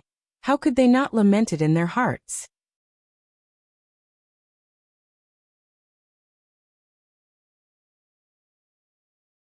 Chapter 190. Lionel breathed heavily, his hands still firmly placed on the first door. Was this his limit? The truth was he didn't know the significance of his accomplishment. Something like opening 7 doors on the first attempt was already extremely rare in the Morales family. To put this matter into perspective, there were about 1 billion youths of this current Nova generation. This was how insanely large the Morales family was. Of these billion youths, half would not even awaken a lineage factor at all. Of the remaining half, about 70% would awaken the spear lineage factor, and just about 30% would awaken the metal synergy lineage factor. This meant that there were 150 million youths with the metal synergy lineage factor awakened. Regardless of whether these youths were children born from Morales family women who had been married off to other families or not, they would all be considered as part of the Morales family main branch. Of this 150 million, 90% would only open the first door on their first attempt.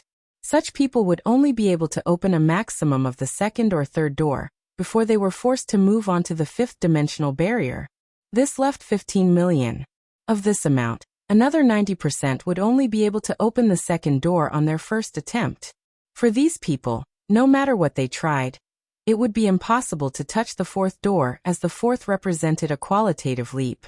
This was because the 4th door was the first marker of the metal synergy runes. This left just 1.5 million. Of this amount, less than 100,000 would ever touch the 4th door. Not even 10,000 would manage to open the 5th. And not even 1,000 would manage to touch the 6th. Finally, there was yet another qualitative leap. In some weaker generations of the Morales clan, there might not be a single person who managed to open the 7th door on the first try. And even in stronger ones, the number would most definitely not exceed 10 by a large margin. So, one can imagine how talented the Nova generation was. Not only was there one who had opened the 9th door on the first try, but there were an entire 7. Someone like Lionel who could open 7 with just 6 nodes was completely unheard of. However, his talent was completely overshadowed due to the negligence of his senior. The truth was that what Lionel was aware of was the fact his attempts would only get more and more difficult with each attempt. He wouldn't naively jump into making mistakes like he had in the past. It was just that he had no choice. In this dangerous situation, if he didn't quickly grow stronger, he would only die here. This was the price for his previous mistakes. But Lionel was unwilling. Even though he didn't know the significance of these doors, he simply didn't like having to stop at 7. He didn't even know others were watching him, nor did he know the true significance of the amount of doors he opened, but he just didn't want to stop here. Lionel slowly clenched his fists.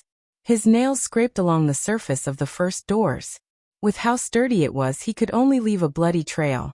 His head tilted up, a resolute gaze flickering as he gazed toward the small opening in the door before him.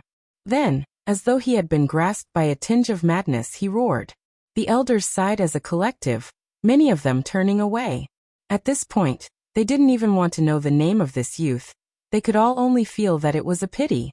If they knew the name of this youth, they might just feel that it was even more unfortunate. It was easier to avoid heartache if one didn't have a face to attach to it. Sometimes it was easier to ignore tragedies with a large number of casualties as long as you were distant enough from the people it affected. I'm going to kill that damn bastard who led this kid astray. The billowing beard of the bullish elder was still frolicking about. His eyes were practically red as he watched Lionel's wavering runic patterns. Wang. It was at that moment that those very runes suddenly turned red. The elders looked over in astonishment. This kid is trying to get himself killed. The crooked-toothed elder's carefree grin had long since disappeared. Now he just looked forward in horror. Those red runes, they had seen them many times before.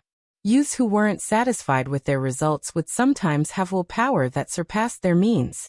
As a result, they would try to push ahead, but this would only end up damaging themselves. No small number of youths had killed themselves in this way. They all recognized these signs very well.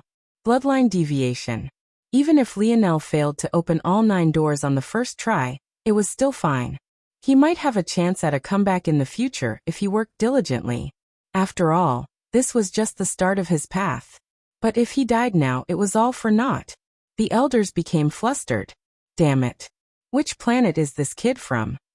Contact all of them now and find out which prodigy is breaking through. Immediately stop him.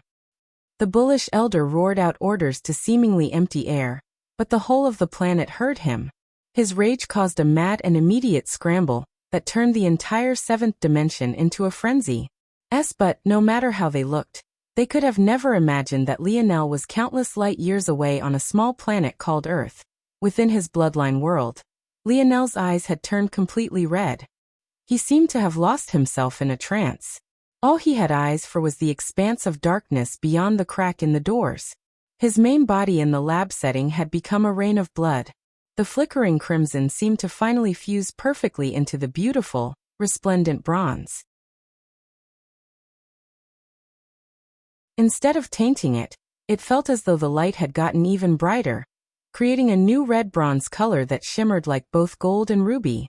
However, he had no idea that this only brought him a step closer to death.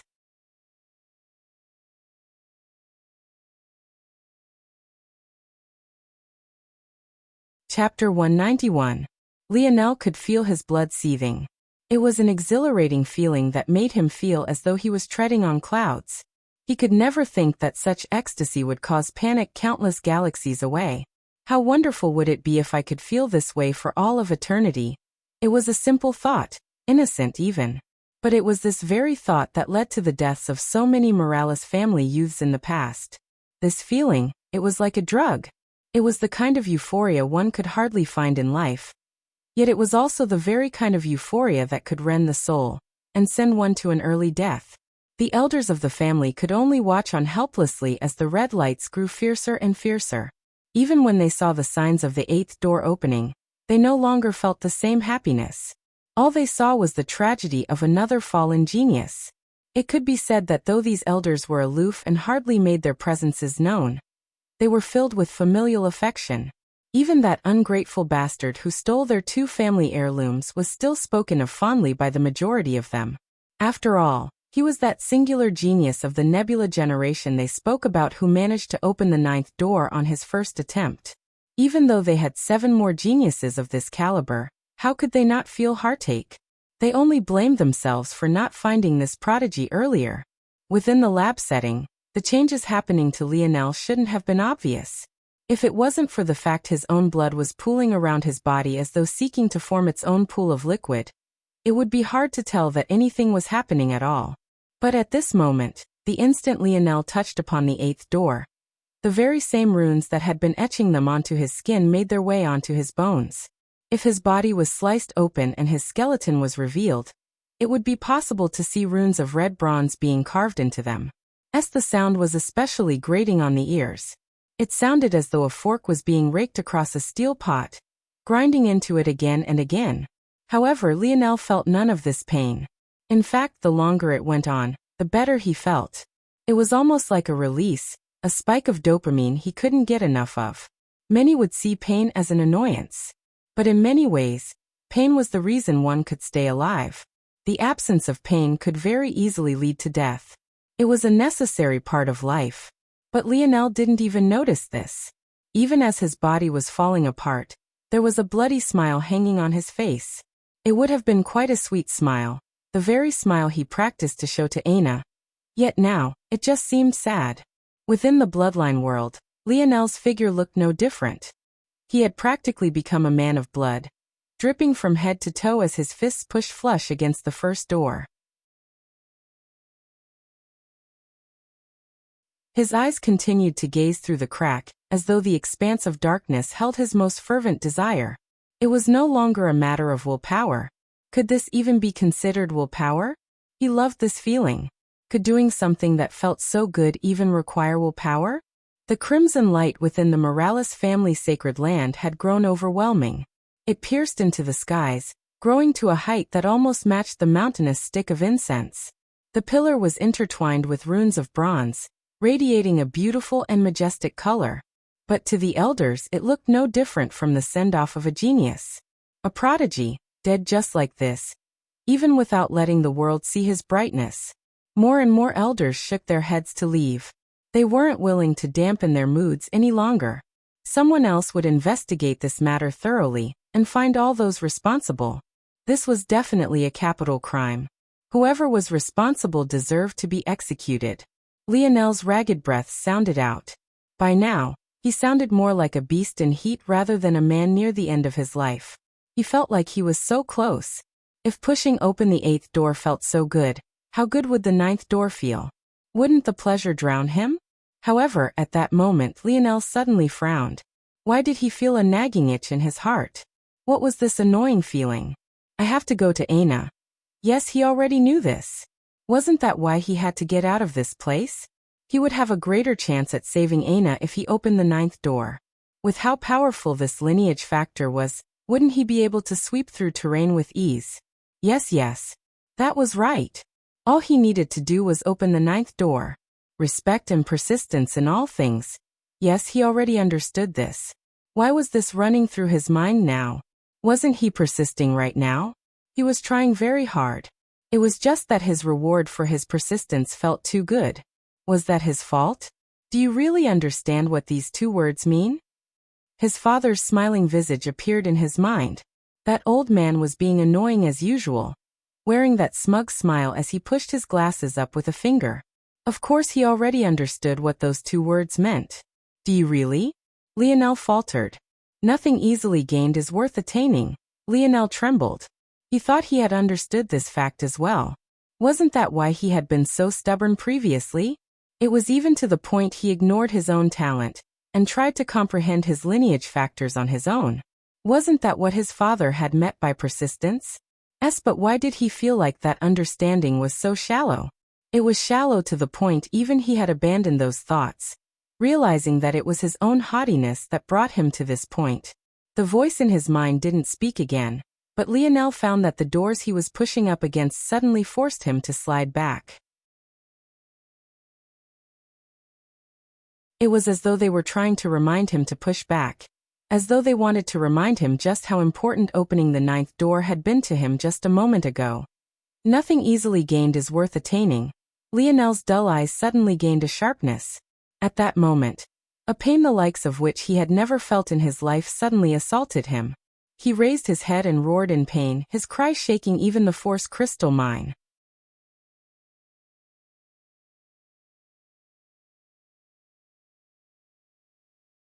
Chapter 192. The pain, it was unbearable. Lionel felt as though countless tiny knives were ripping through his skin and bone. He had never experienced such a thing in his life. It could be said that the worst injury he had ever suffered was a few fractures to his ribcage. Even the flesh wound his hands had suffered had been mildly less painful than that. But compared to this, those injuries were akin to an irritating paper cut. At that moment, Lionel had every intention of letting go. It was too painful. If he just let these doors close, everything would be all right. Then he could take a rest and try again later. That would be fine, right? Lionel hadn't been one to lie to himself. He knew that he wasn't the hardest worker. He also knew that he didn't have the most resolute will. These weren't things one was born with. The reason his father tried to ingrain those two values into him time and time again was to remind him the value of growth. He was an 18-year-old boy. He had hardly faced any hardships in his life. Though he lived on a paradise island, he had never truly felt restricted by it. And even though he had lived in such a place, it wasn't as though they were slums. Each paradise island was well tended to and provided for. Expecting him to have the will to trample the heavens and sunder the earth like some anime character was absolutely ridiculous. Let alone having such will. He wasn't even sure what he wanted to do with his life just yet. He was a kid. Though he had some talent, he was ultimately just that. A kid. For a kid like him, such pain was absolutely unbearable. But somehow, whenever he thought of letting go and allowing these doors to slam shut, tears uncontrollably fell from his eyes. Such a thing surprised even himself. He wasn't an emotional person. Though he had been worried about his father when the Paradise Islands fell, he didn't break down back then. When Simeon and the junior governor Duke decided to fire into the homes of innocents, he hadn't burst into tears. Even when his father mentioned that his mother was still alive, his emotions hardly fluctuated. But there were also many times he did inexplicable things outside the bounds of his calm and cold logic, things even he couldn't explain. He put his life on the line to save the lives of English and Frenchmen he didn't know. He wanted to be with Anna for reasons even he found difficult to put into words. And right now, he really didn't want to let go. These were tears of frustration, pain, and conflict. He could feel the doors making him buckle under their weight. It was as though they were enraged he had suddenly regained his senses, and now wanted to make him pay the greatest price. They wanted nothing more than to shatter him to a pile of bone and flesh. If he took a step back, they might still give him a chance at survival. But if he dared to take another step forward, they would go all out to kill him. Sometimes in life, the different paths people follow can be decided in an instant. That was what people who were pretending to be profound said anyway. In reality, things weren't so simple. A single decision couldn't change anything. It was a continuous stream of decisions that would decide the path you would follow. It might take 10 or even 100 correct decisions to take a single step on the path you wanted. Maybe along the way, you might make many incorrect decisions as well. But only by persisting would you eventually become the person you wanted to be. Lionel was just a kid. A boy of barely 18 years old. Up to now, he had already made several incorrect decisions. However, recently, he finally made his first correct one. That was to quell his arrogance and admit that he was wrong. And now, he would make his second. It was quite the pitiful sight. When the world spoke of his exploits in the future, they would never know that an overlord who could overturn the universe with a single palm was once a young boy who had a face filled with tears and snot during his first attempt to release the shackles of his bloodline. Lionel took a step forward. He heard the sound of his legs cracking, but the adrenaline rush flowed throughout his body, masking the pain for but a moment. He screamed, his throat hoarse. Even he didn't know why he kept going. All he knew was that these damn tears wouldn't stop if he took a step back. That was right. He wasn't crying because of the pain. That was his story, and he was sticking to it. Bang. Wong.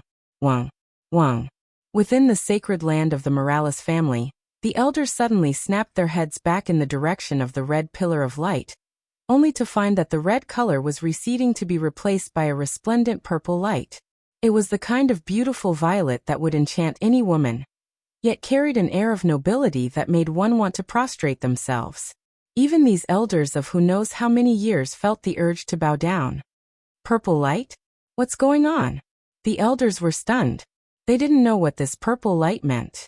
The flagship color of their lineage factor had always been a shimmering bronze. The only exception was during bloodline deviation when it would become red, but that was basically a death sentence. The number of clan members who had survived bloodline deviation in their long history could be counted on one's hands. But violet? This had never happened before. Even the 9 doors of the 5th, 6th, 7th and 8th dimensional shackles of their lineage factor didn't carry such a color. They would always be bronze. The only difference was the brightness of their light and their strength. Of course, the fact their bloodline shackles had 5 sets of doors and not 4 like the masses thought was a deeply held secret. Lionel hadn't thought much of it when he saw 5 sets of doors, having no idea how tightly held such a thing was. The 9th door. Suddenly, one of the elders called out in shock. They had been so caught up in the shocking color that they hadn't noticed that the signature of the 9th door had appeared. The first 3 doors was a progressive purification of their bronze color. The 4th door formed the runic crown. The 5th form was the force node runes. The 6th formed the force skin runes. The 7th formed the force vessel runes. The 8th formed the force bone runes. And the 9th form was the force halo runes. A grand violet bronze halo appeared above Lionel's head, causing the ground beneath him to shatter. In fact, it was to the point that a hole was blasted through the segmented cube entirely, causing him to almost fall through and directly onto the force crystal core below. Luckily, a barrier was quickly formed, protecting him from such a tragedy. At that moment, within his bloodline world, Lionel pushed with his last bit of strength, causing the 9 doors to blast apart of their own accord. He hardly noticed the lights of bronze and violet that descended onto him before he fainted.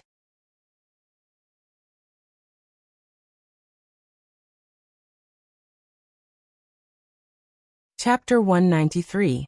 The elders stood completely stunned. They had no ability to understand what was happening. It wasn't like there had never been anyone who survived bloodline deviation before. However, their number was extremely small. In addition, those who survived would all lose the right to enter their bloodline world again in addition to losing access to their lineage factor. They would essentially be crippled in that respect. But this was obviously not what was happening here. Everything pointed toward a successful awakening.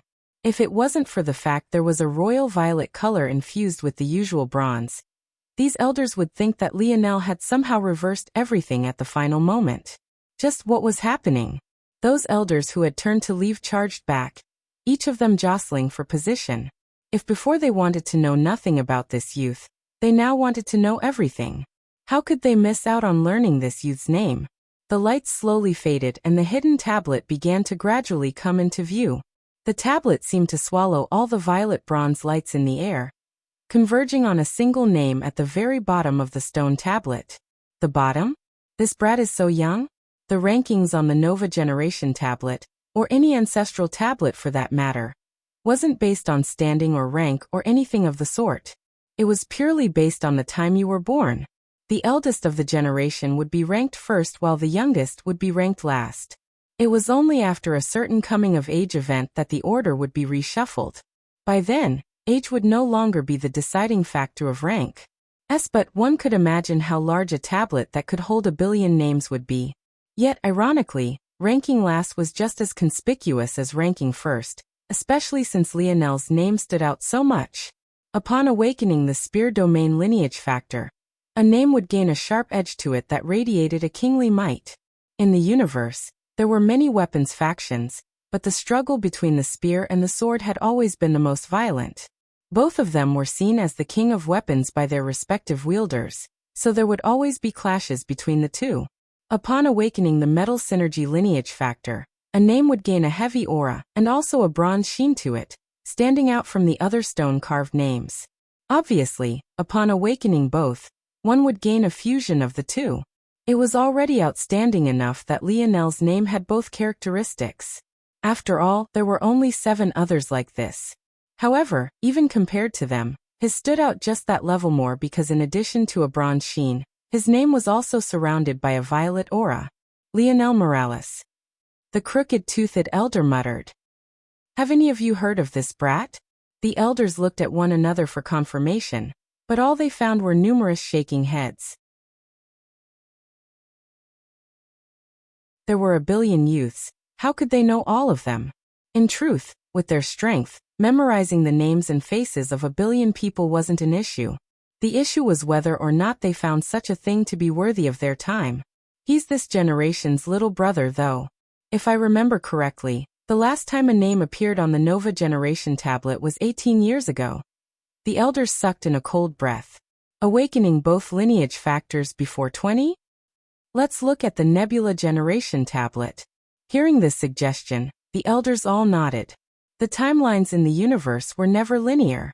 The future could influence the past in the same way the past could influence the future.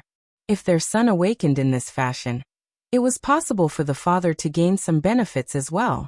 In this way, it might be possible to learn who Lionel was through who his father or mother was. However, the elders found no changes on the Nebula Generation tablet. They all looked toward one another with a solemn expression. The only way such an awakening wouldn't influence the previous generation is if the previous generation was already too powerful to cause such a change. But the number strong enough to fall into this category would definitely not number more than 1,000. The issue was if any of these 1,000 had such an outstanding descendant. How could it be possible that they'd be unaware? As such, there were only 2 explanations. One possibility was that this person of the Nebula Generation purposely withheld this offspring of theirs. If this was the case, the elders couldn't help but shudder. How could there ever be a good reason for doing such a thing? The second possibility was, thinking of this, all the elders had gazes that shone like bright torches. There was only, just when the elders were thinking this, several powerful auras suddenly converged, and a mighty voice sounded out from the skies. The violet winds rise north. A soft sigh rang through the sacred lands. Forget the matters of today and don't investigate any longer. The child is not within our lands. A sigh rang out once again. Just as much of a troublemaker as his father. The elders below didn't dare to say much. Even after all the auras disappeared, they only looked at each other once and left silently. Inwardly, they all knew that their second speculation must be correct. Within the segmented cube, Lionel gasped awake just in time to find a last thread of violet bronze light seeping into his body. He smiled bitterly as he looked around. The lab setting was a complete mess. He was shocked to find that there was even a hole beneath where he lay. If it wasn't for some sort of odd energy barrier, he would have fallen right through. However, just when he was feeling depressed, a strong surge of force suddenly swept through the segmented cube. Lionel's eyes lit up. He immediately understood what was happening.